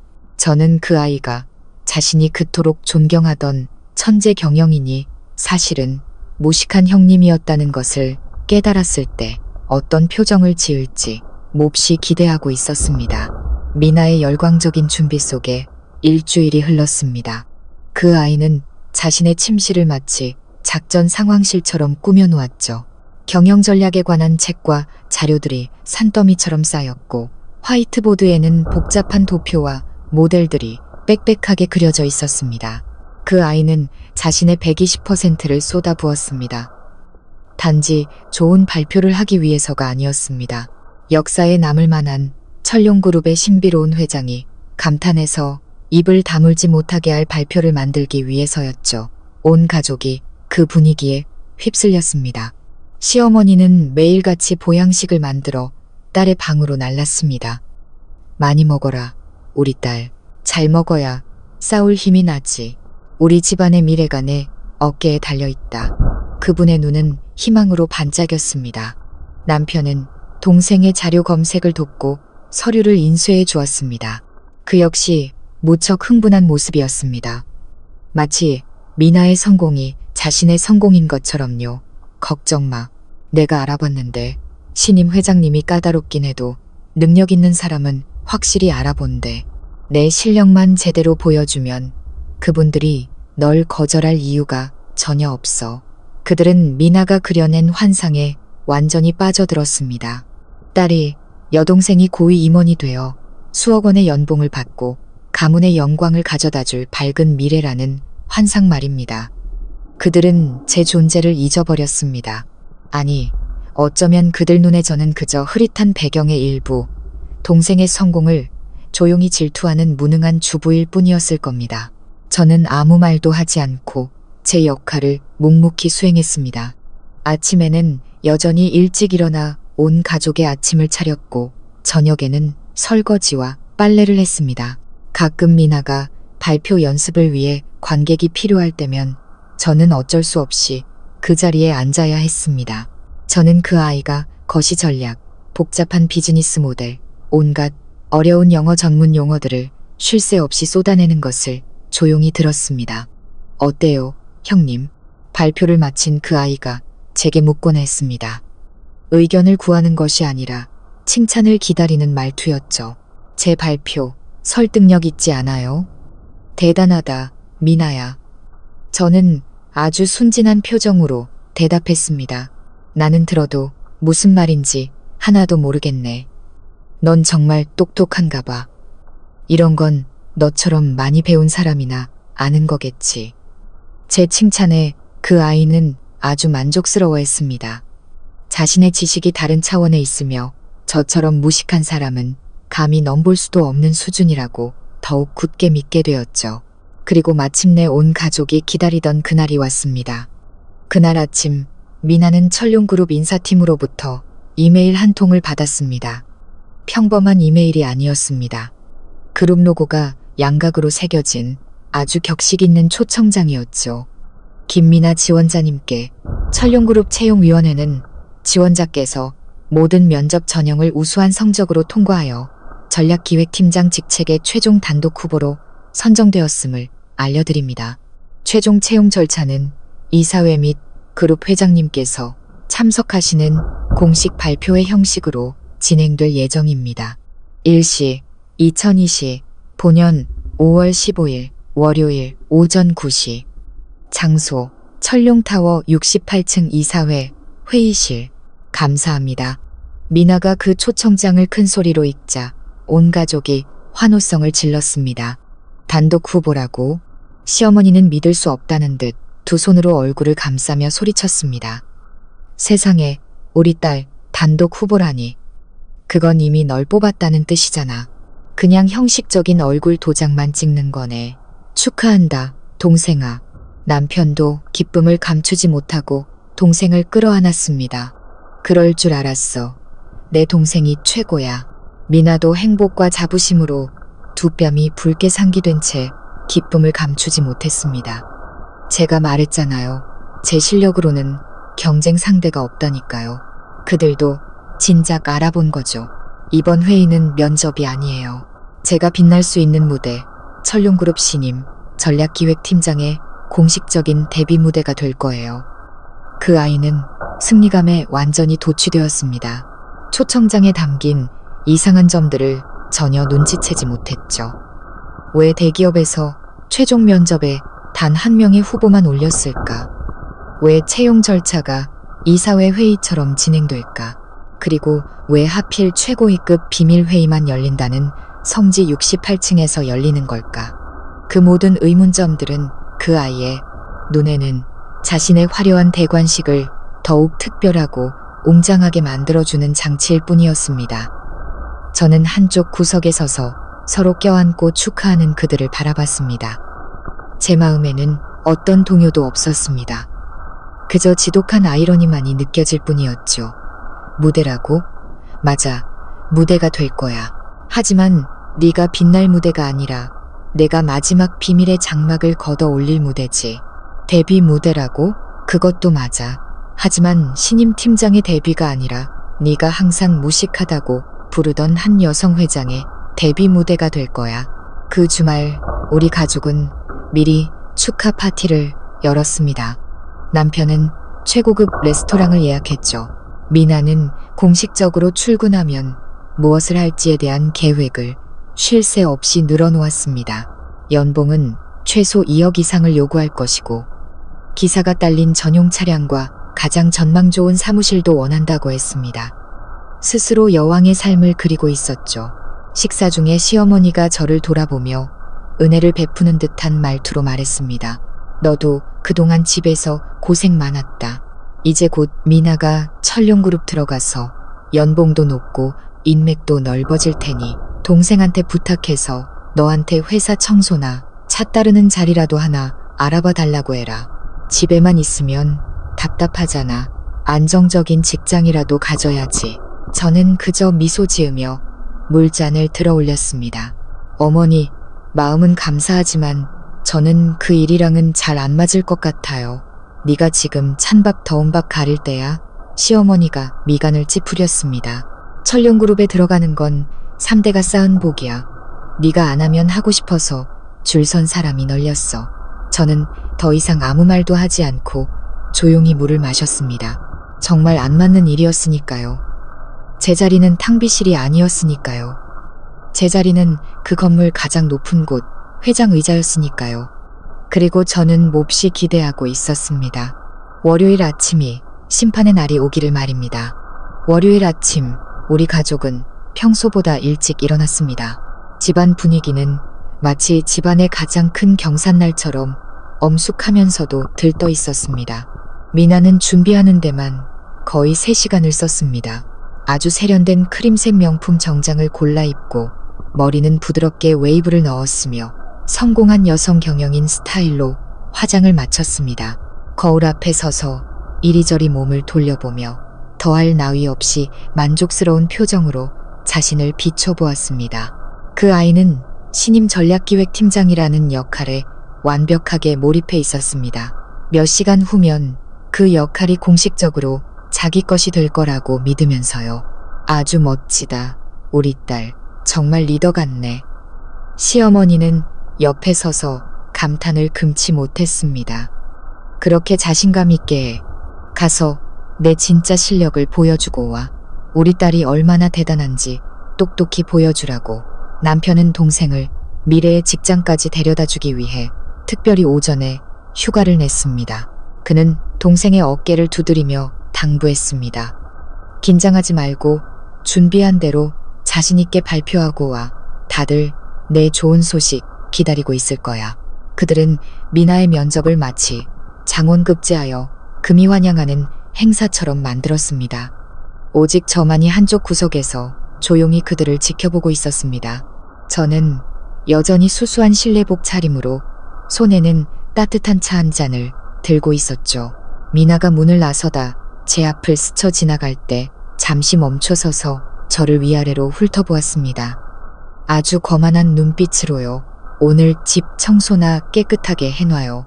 저녁에 돌아와서 제가 한턱 크게 쏠 테니까. 아, 그리고 이 정장 드라이클리닝 좀 맡겨줄래요? 고급 정장은 따로 맡겨야 하는 거 알죠? 괜찮은 세탁소 아는 데 있죠? 그 아이는 마치 가사도우미에게 명령하듯 말했습니다. 저는 그저 미소 지었습니다. 그럼 잘 다녀와. 행운을 빌게. 행운이요? 그런 건 필요 없어요. 그 아이는 비웃었습니다. 저한테는 실력이 있으니까요. 그 말을 남기고 그 아이는 당당하게 돌아섰습니다. 남편의 차는 박사 신우이의 화려한 꿈과 환상에 빠진 한 가족의 희망을 싣고 출발했습니다. 저는 차가 사라질 때까지 그 자리에 서서 지켜보다가 찻잔을 내려놓고 조용히 방으로 들어갔습니다. 하지만 집을 청소하러 간 것이 아니었습니다. 옷장을 열어 완전히 다른 옷을 꺼내 들었습니다. 섬세하게 재단된 네이비색 정장, 명품 하이힐, 그리고 아버지가 선물해 주신 한정판 파텍 필립 시계. 저 역시 중요한 약속이 있었습니다. 철룡타워 68층에서 말입니다. 저는 회장 전용 통로를 이용해 그룹 본사로 들어가 전용 엘리베이터를 타고 제 사무실로 곧장 올라갔습니다. 사무실 안에 CCTV 모니터를 통해 저는 로비 전체를 볼 수 있었습니다. 미나와 남편이 들어서는 모습이 보였죠. 남편은 건물의 웅장함에 압도된 듯 보였습니다. 하지만 미나는 가슴을 쫙 펴고 자신감 넘치게 걸었습니다. 그 아이는 안내 데스크로 다가가 거만한 목소리로 말했죠. 김미나입니다. 9시에 이사회 면접 약속이 있습니다. 미리 언지를 받아둔 안내 직원은 아주 프로페셔널한 미소로 응대했습니다. 네, 김미나님, 이쪽으로 안내해 드리겠습니다. 회의실에서 모두 기다리고 계십니다. 저는 미나가 안내 직원을 따라 손님용 엘리베이터로 향하는 것을 지켜보았습니다. 그 아이의 모든 발걸음에서 오만함이 묻어났습니다. 아마 몇 분 후면 자신이 이 복도를 주인이자 고위 임원으로서 걷게 될 것이라고 생각하고 있겠죠. 저는 모니터를 끄고 깊은 숨을 들이쉬었습니다. 때가 되었습니다. 거울에 비친 제 모습을 다시 한번 확인했습니다. 부드러우면서도 날카롭게 정돈된 얼굴, 차갑고 결단력 있는 눈빛.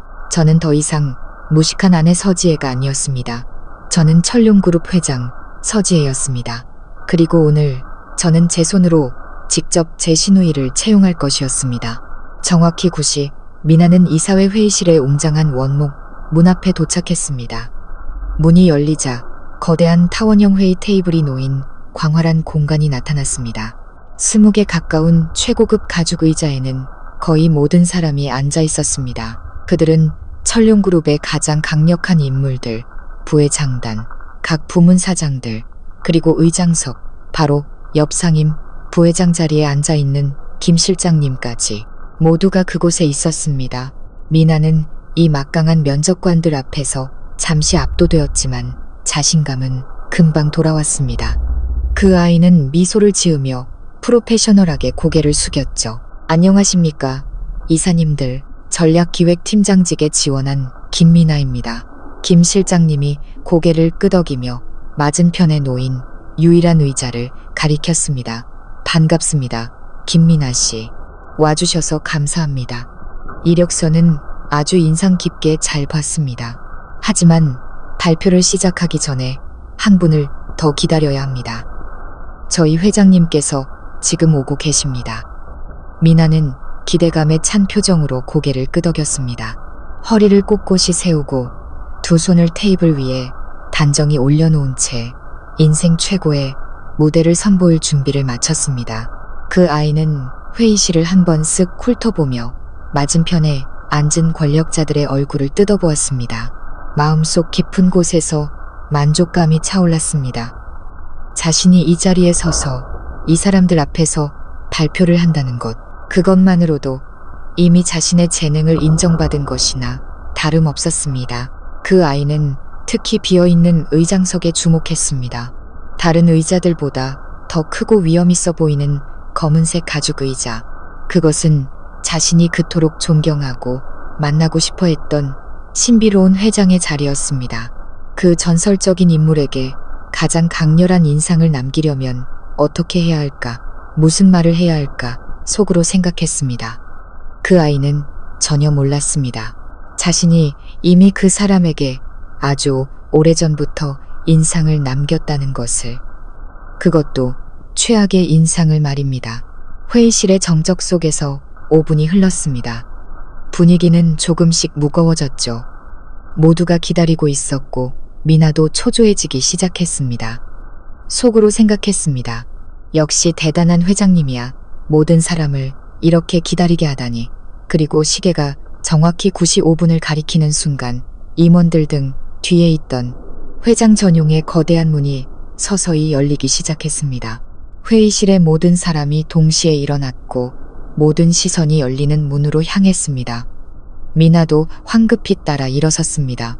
심장이 터질 듯 뛰었고 자신이 그토록 존경해온 전설적인 인물을 마주할 순간을 숨죽여 기다렸습니다.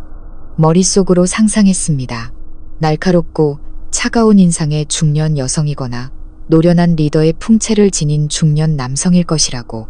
하지만 문으로 들어선 사람은 그 아이의 모든 상상과 예상을 완전히 무너뜨렸습니다. 중년 여성이 아니었습니다. 중년 남성도 아니었죠. 그 사람은 잘 재단된 네이비색 정장을 입은 젊은 여성이었습니다. 정장은 가늘지만 강단 있는 몸매를 더욱 돋보이게 했습니다. 긴 검은 머리는 단정하게 올려 묶어 지적인 이마와 가느다란 목선을 드러냈습니다. 얼굴은 가볍게 화장했지만 뚜렷한 이목구비와 특히 그 눈빛을 감출 수는 없었습니다. 깊고 검은 눈동자는 차가움과 날카로움, 그리고 절대적인 자신감을 뿜어내고 있었습니다. 그 여성은 하이힐을 신고 또각또각 대리석 바닥에 권위 있는 소리를 내며 걸었습니다. 그녀는 누구도 쳐다보지 않고 묵묵히 의장석을 향해 직진했습니다. 이사회의 모든 멤버들이 일제히 고개를 숙였습니다. 회장님, 미나는 그 자리에 못 박힌 듯 서 있었습니다. 온몸이 얼어붙었고 피가 멎는 것 같았죠. 자신의 눈을 믿을 수가 없었습니다. 저 얼굴, 저 몸매, 그리고 저 눈빛까지 너무나 익숙했습니다. 지난 5년간 매일같이 봐왔던 잊을 수 없는 얼굴이었습니다. 자신이 비웃고 모욕하고 무시했던 바로 그 얼굴. 아니야, 그럴 리 없어. 그 여성은 의장석에 앉은 후에야 천천히 고개를 들었습니다.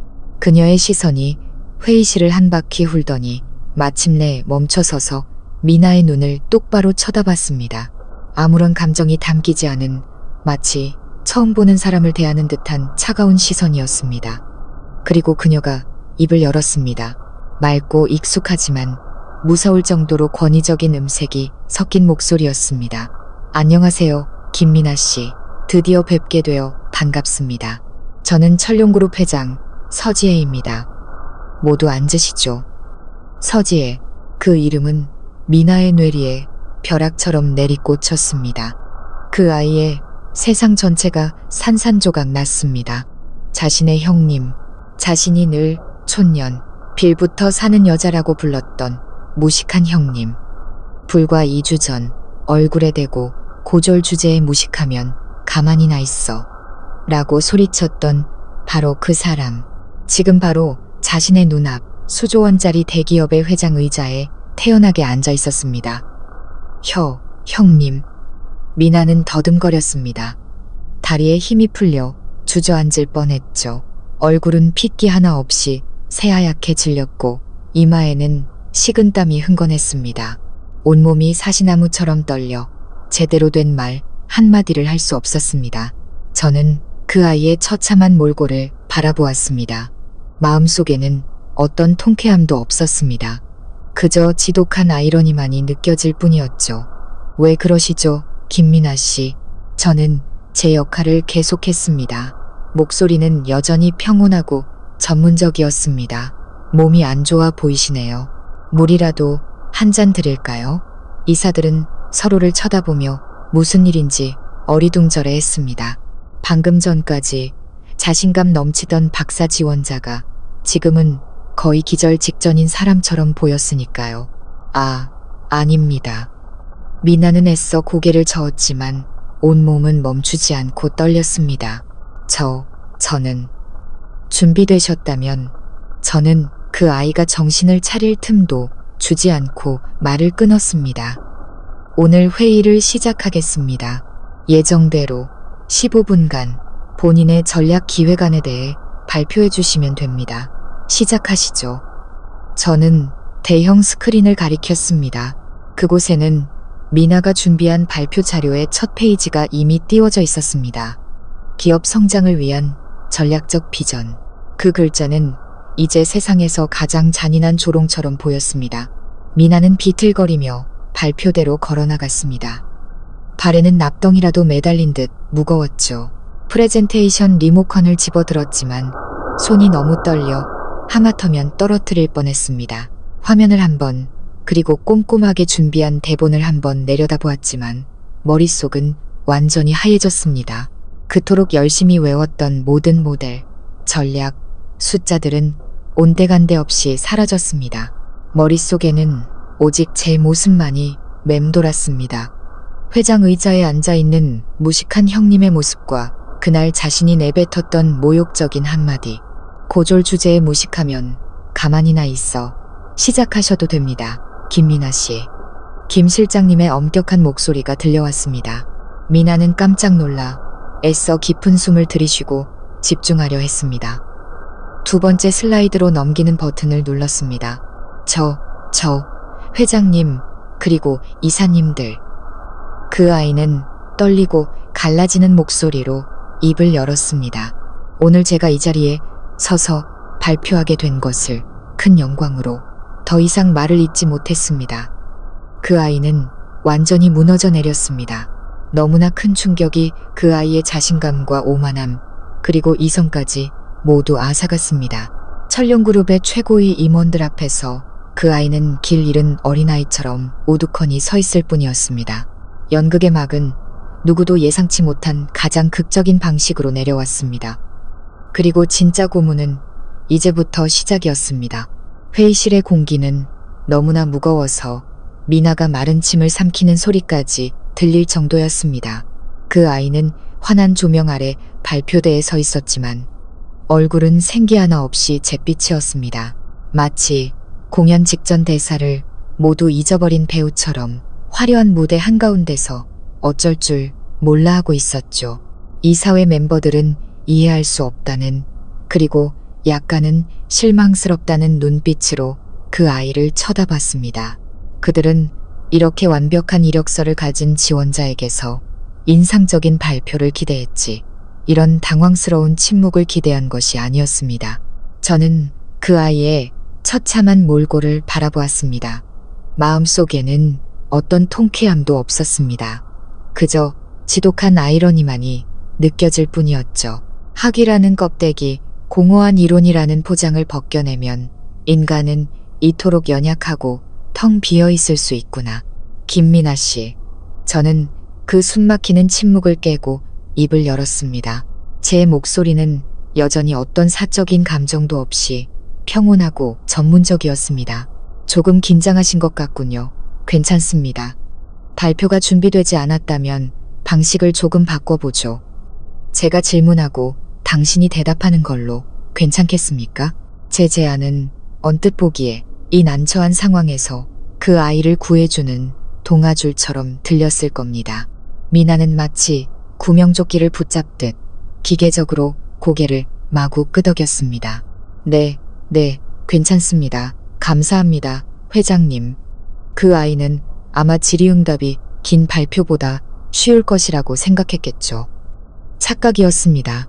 진짜 고문은 이제부터 시작이었으니까요. 저는 책에 나오는 이론적인 질문은 하지 않았습니다. 그것이 그 아이의 장기라는 것을 알았기 때문입니다. 그 아이가 외운 것을 읊을 기회를 줄 생각은 없었습니다. 대신 저는 그 아이를 완전히 다른 세계로 끌고 들어갔습니다. 현실의 비즈니스 세계, 예측 불가능한 상황과 정해진 답이 없는 문제들로 가득한 세계. 세상 어떤 대학에서도 가르쳐주지 않는 세계로 말입니다. 좋습니다. 첫 번째 질문입니다. 저는 시작했습니다. 시선은 그 아이에게 고정되었습니다. 이력서를 보니 전략 경영 모델에 대해 아주 깊은 지식을 가지고 계시더군요. 좋습니다. 당신이 천룡그룹의 전략기획팀장이라고 가정합시다. 바로 지금 우리의 최대 경쟁사인 안성그룹이 우리 주력 제품과 유사한 기능의 신제품을 20% 더 저렴한 가격에 출시했습니다. 동시에 우리 제품의 품질에 대한 악의적인 허위 사실을 퍼뜨리는 네거티브 캠페인을 시작했습니다. 24시간 안에 당신은 전략부서의 책임자로서 무엇을 할 겁니까? 회의실은 조용해졌습니다. 이것은 비즈니스 세계의 전형적인 위기 상황, 어떤 리더라도 마주해야 하는 문제였습니다. 이사회 멤버들은 모두 미나를 쳐다보며 우수한 박사의 답변을 기다렸습니다. 미나는 얼어붙었습니다. 이런 질문은 예상하지 못했죠. 당황한 채 머리를 굴리며 기억 속에서 배운 모델과 이론들을 필사적으로 끄집어냈습니다. 회장님, 마이클 포터의 5가지 경쟁 요인 모델에 따르면 이것은 경쟁사의 직접적인 위협에 해당합니다. 우리는 강점, 약점, 기회, 위협, 즉 SWOT 분석을 통해 적절한 대응 전략을 수립해야 합니다. 그 아이는 거기까지밖에 말하지 못했습니다. 마치 중간고사를 치르는 1학년 대학생처럼 대답하고 있었죠.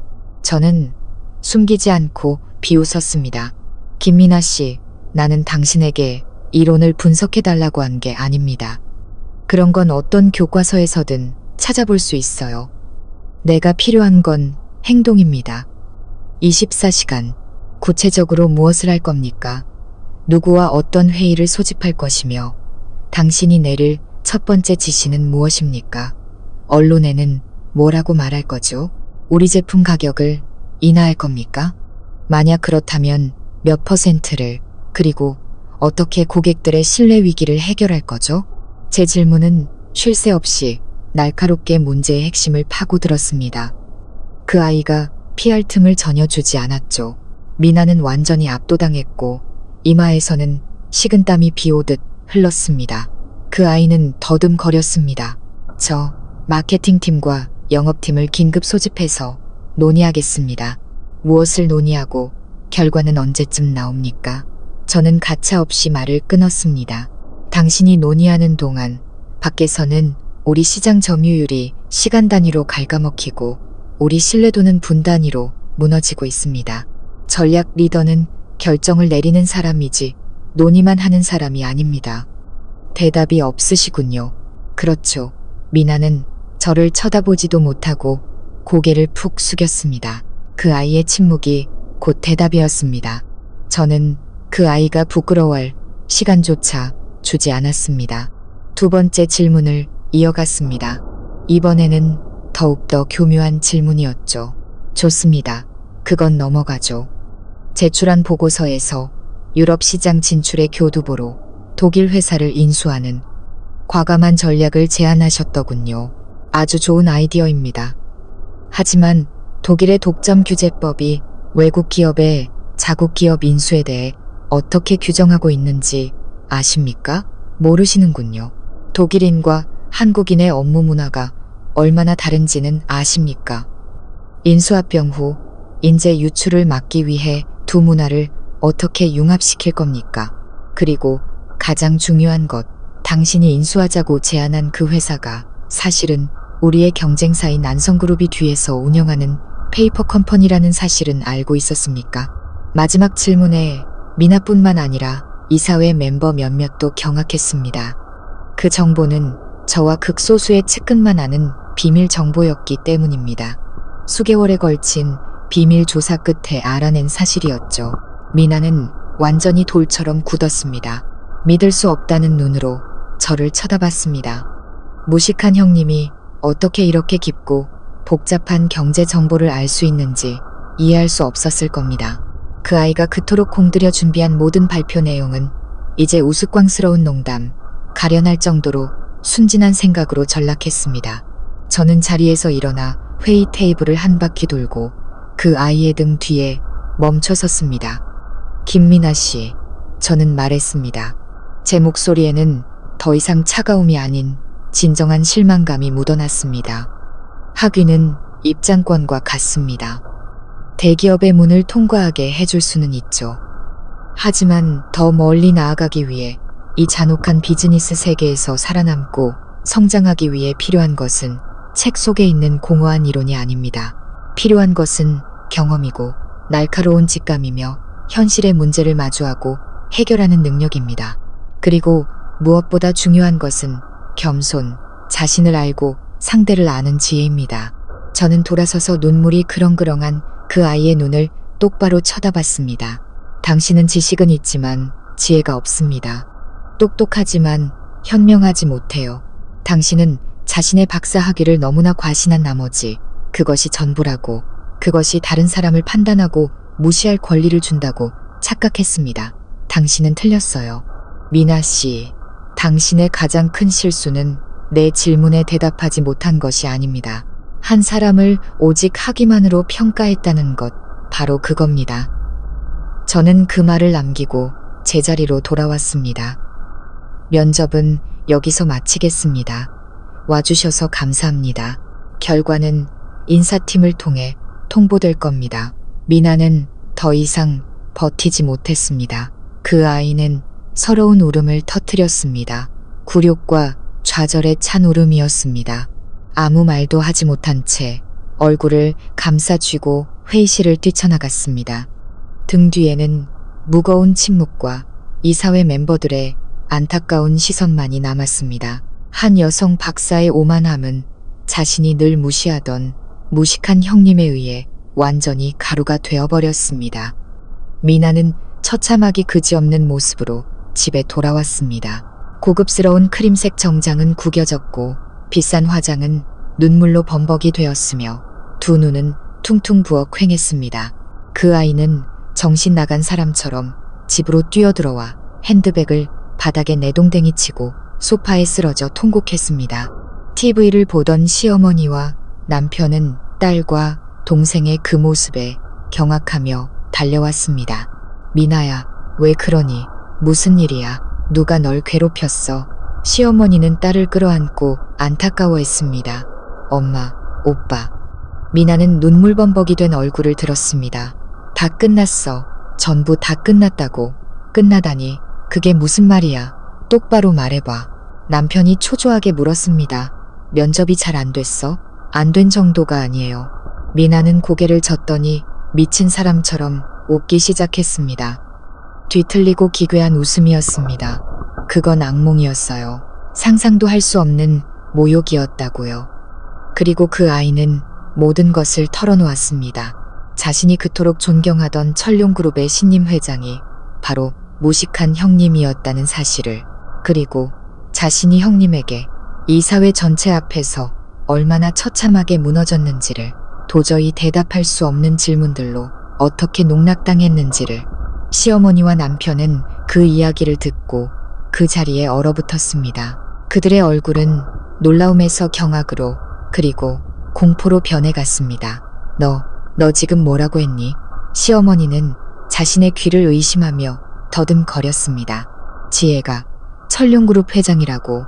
너 지금 장난하는 거 아니지? 장난 아니에요. 미나가 소리쳤습니다. 사실이라고요. 바로 그 여자, 엄마가 항상 무시하던 그 촌년. 그 여자가 우리 가족 전부를 수년간 속여온 거예요. 진실은 거실 한가운데서 터진 폭탄과도 같았습니다. 그들이 쌓아올린 모든 환상과 편견을 박살내버렸죠. 남편은 휘청거리며 의자를 붙잡았습니다. 아내를 무시하고 세상 물정 모른다고 여겼던 순간들이 떠올랐습니다. 바로 어젯밤 자신이 했던 말이 기억났습니다. 당신도 내 동생 보고 좀 배워. 모든 것이 희극처럼 느껴졌습니다. 자신이 미래가 없다고 여겼던 아내가 실은 자기 가족의 미래, 심지어는 자기 회사의 미래까지 쥐고 있는 사람이었습니다. 바로 그때 현관문이 열리고 제가 들어왔습니다. 저는 더 이상 무식한 아내 서지혜가 아니었습니다. 면접 때 입었던 권위 있는 정장 차림이었습니다. 제 얼굴은 어떤 감정도 없이 차가웠습니다. 저는 곧장 테이블로 걸어가 장바구니가 아닌 서류 봉투 하나를 올려놓았습니다. 이혼 서류예요. 제 목소리는 무서울 정도로 평온했습니다. 더 이상 우리 사이에 할 말은 없는 것 같네요. 서명해요. 남편은 저와 서류를 번갈아 보며 얼어붙었습니다. 그는 더듬거렸습니다. 지혜야, 당신, 이게 어떻게 된 일이야? 당신이 정말 저는 그의 말을 잘랐습니다. 그래요. 내가 바로 당신들이 항상 무시하던 그 사람이에요. 당신들이 의견을 낼 자격조차 없다고 여겼던 그 무식한 고졸이라고요. 이제 만족해요? 시어머니는 잠시 혼란스러워하다가 이내 본래의 악독한 모습을 되찾았습니다. 그녀는 벌떡 일어나 제 얼굴에 손가락질했습니다. 네가 감히 우리 가족을 속여?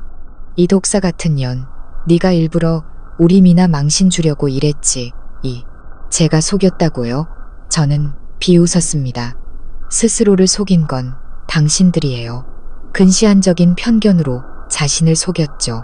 당신들보다 학위가 없다는 이유만으로 다른 사람을 판단하고 짓밟을 권리가 있다고 착각했어요. 당신들은 단 한 번이라도 내가 어떤 사람인지, 어떤 삶을 살아왔는지 진심으로 알아보려고 한 적 있어요? 아니면 당신들 눈에 나는 그냥 고졸딱지 그 이상도 이하도 아니었나요? 저는 남편을 돌아보았습니다. 눈에는 깊은 실망감이 가득했습니다. 그리고 당신, 민준 씨, 나는 당신을 사랑했고 당신과 함께 평범한 가정을 꾸리기 위해 모든 걸 버렸어요. 돈도 지위도 필요 없었어요. 그저 나를 이해하고 존중하고 지켜줄 남편 하나만 있으면 됐어요. 그런데 당신은 뭘 했죠? 당신 어머니와 동생이 나를 모욕하도록 내버려뒀어요. 당신은 침묵했죠. 당신의 침묵은 수천 마디의 욕설보다 더 아팠어요. 당신 마음속에 내 자리는 없다는 걸 똑똑히 보여줬으니까. 아니야. 지혜야, 남편이 변명하려 했지만 저는 더 이상 듣고 싶지 않았습니다. 여기서 끝내요. 서류에 서명해요. 이 집은 당신과 어머님께 남겨둘게요. 마지막 남은 정이라고 생각해요. 이제부터 우리 서로에게 아무 빚도 없는 거예요. 그 말을 남기고 저는 돌아섰습니다. 제 핸드백 외에는 아무것도 가져가지 않았습니다. 빈손으로 이곳에 왔고 빈손으로 떠나는 것이었습니다. 하지만 저는 아무것도 잃지 않았습니다. 오히려 제 자신을 되찾았으니까요. 제가 단호하게 떠나려 하자 남편은 황급히 제 다리를 붙잡고 무릎을 꿇었습니다. 지혜야, 가지마. 내가 잘못했어. 내가 정말 잘못했어. 제발 한 번만 기회를 줘.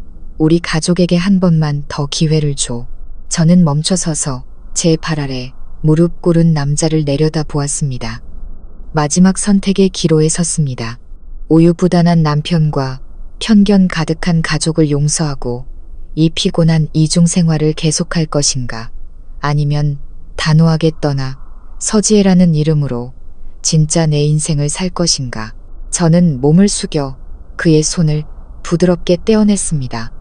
민준 씨, 기회는 항상 주어지는 게 아니에요. 당신은 지난 5년 동안 기회가 있었지만 소중히 여기지 않았죠. 이제는 너무 늦었어요. 저는 뒤도 돌아보지 않고 문 밖으로 걸어나갔습니다. 저는 용서를 선택하지 않았습니다. 저는 자유를 선택했습니다. 시청자 여러분, 이렇게 지혜 씨의 파란만장한 여정은 막을 내렸습니다. 아마 많은 분들이 공허한 오만함이 무너지고 근시안적인 편견이 값비싼 대가를 치르는 모습에 통쾌함을 느끼셨을 겁니다. 하지만 강렬한 감정이 가라앉고 우리가 일상으로 돌아왔을 때 이 이야기는 우리 마음속에 어떤 생각의 씨앗을 남겼을까요?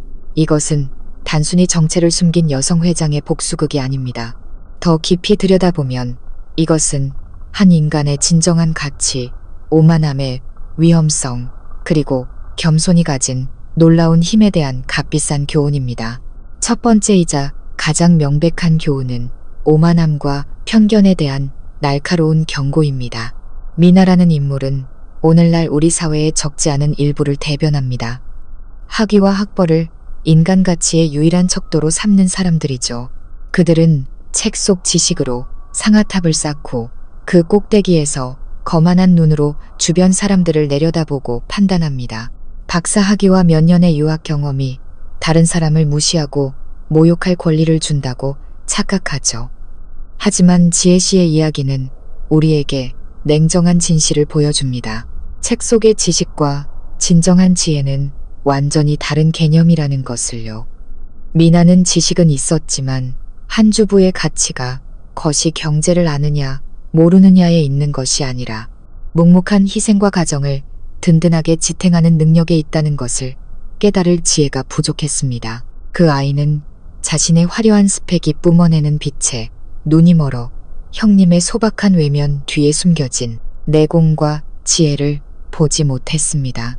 그리고 결국 바로 그 오만함이 스스로를 가장 잘 안다고 자부했던 분야에서 처참한 실패자이자 웃음거리로 만들었습니다. 이 이야기는 우리에게 책 표지만 보고 내용을 판단하지 말라고, 내가 가진 것을 갖지 못했다는 이유만으로 남을 무시할 권리가 있다고 생각하지 말라고 상기시킵니다. 평범한 외면 뒤에는 우리가 감히 상상할 수 없는 풍부한 내면 세계와 깊은 삶의 경험, 그리고 비범한 능력이 숨어 있을 수 있기 때문입니다. 겸손, 경청, 그리고 다름을 존중하는 태도, 그것이야말로 진정으로 배운 사람의 증표입니다. 또한 이 이야기는 교양 있는 집안이라 불리는 한 가정 내에서의 교육의 실패라는 슬픈 그림을 보여줍니다. 은퇴한 교사인 시어머니 박 여사, 누구보다 지식과 인성의 가치를 잘 알아야 할 그녀가 오히려 딸의 머릿속에 오만과 편견의 씨앗을 심었습니다. 그녀는 딸에게 높은 점수를 받고 좋은 학위를 따는 법은 가르쳤지만 좋은 사람이 되는 법, 다른 사람을 존중하는 법은 가르치는 것을 잊었습니다. 딸을 공감하는 마음 없이 책 속 지식만 읊는 똑똑한 앵무새로 만들어버린 셈이죠. 이는 인성이 결여된 학위가 얼마나 공허하고 가련한 것인지를 보여줍니다. 진정한 배움은 학교에만 있는 것이 아니라 매일 우리가 사람을 어떻게 대하는지에 있습니다. 감사의 말을 할 줄 아는 청소부, 이웃과 더불어 사는 농부가 마음속에 경멸만 가득한 박사보다만 배는 더 존중받을 가치가 있습니다. 하지만 아마 이 이야기가 주는 가장 깊고 의미 있는 교훈은 침묵의 힘과 때를 기다리는 지혜일 것입니다. 지혜 씨가 지난 5년간 침묵을 선택한 것은 그녀가 약하거나 무지해서가 아니었습니다. 그녀는 관찰하고 이해하고 주변 사람들이 스스로 본성을 드러낼 충분한 시간을 주기 위해 침묵했습니다. 그녀의 침묵은 잔인하지만 꼭 필요한 시험이었습니다. 누가 친구이고 누가 적인지, 그리고 자신이 가진 사랑이 정말 가치 있는 것인지 명확히 보기 위한 시험 말입니다. 모두가 자신을 드러내고 과시하고 싶어하는 이 시끄러운 세상에서 침묵을 지키고 자신의 진짜 힘을 감출 수 있는 능력은 실로 엄청난 내공입니다. 마치 숲을 속에 몸을 숨긴 맹수가 인내심을 갖고 사냥감을 관찰하다가 가장 완벽한 순간에 덮치는 것과 같죠. 지혜 씨의 복수는 순간적인 분노의 표출이 아니었습니다. 그것은 오랜 시간 축적된 노력과 철저한 준비, 그리고 완벽한 계획의 결과물이었습니다. 그녀는 폭력이나 악담을 사용하지 않았습니다. 적이 스스로 만든 무대와 그들이 정한 규칙을 이용해 상대를 완벽하게 굴복시켰습니다. 그것이야말로 지혜의 정점이라 할 수 있습니다. 그렇다면 우리는 이 교훈들을 어떻게 삶에 적용할 수 있을까요? 먼저 사람을 더 다각적인 시선으로 보는 법을 배워야 합니다. 학위, 직책, 집안 같은 외부의 딱지가 한 사람의 인성과 진정한 가치에 대한 당신의 판단을 흐리게 두지 마십시오. 성공의 정점에 서 있을 때조차 겸손하는 법을 배우십시오. 지식은 끝이 없고 당신이 모르는 분야에는 당신보다 뛰어난 사람이 항상 존재하기 때문입니다. 만약 당신이 무시당하고 저평가받고 있다고 느낀다면 서둘러 분노하거나 좌절하지 마십시오. 지혜 씨처럼 그 무시를 묵묵히 노력하고 자신을 완성하는 동력으로 삼으십시오. 진정한 능력은 언젠가 빛을 발할 것이며 그때가 되면 당신의 한마디는 그 어떤 과시보다 강력한 무게를 가질 것이라고 믿으십시오. 그리고 마지막으로 현명하게 침묵하는 법을 배우십시오. 듣기 위해 침묵하고 생각하기 위해 침묵하며 기회를 기다리기 위해 침묵하십시오. 때로는 아무것도 하지 않는 것이 가장 강력한 행동이 될 수 있습니다. 지혜 씨의 이야기는 끝났지만 인간의 가치에 대한 교훈은 영원히 남을 것입니다. 이 이야기를 통해 우리 각자가 겸손하고 지혜로우며 더 단단한 삶을 살아갈 새로운 관점과 작은 힘을 얻으셨기를 바랍니다. 만약 오늘 이야기가 의미 있었다면, 여러분의 마음에 작은 울림을 주었다면 가족 이야기 채널을 구독하고 좋아요와 공유를 통해 이 이야기를 더 널리 퍼뜨려 주시길 부탁드립니다. 감사합니다.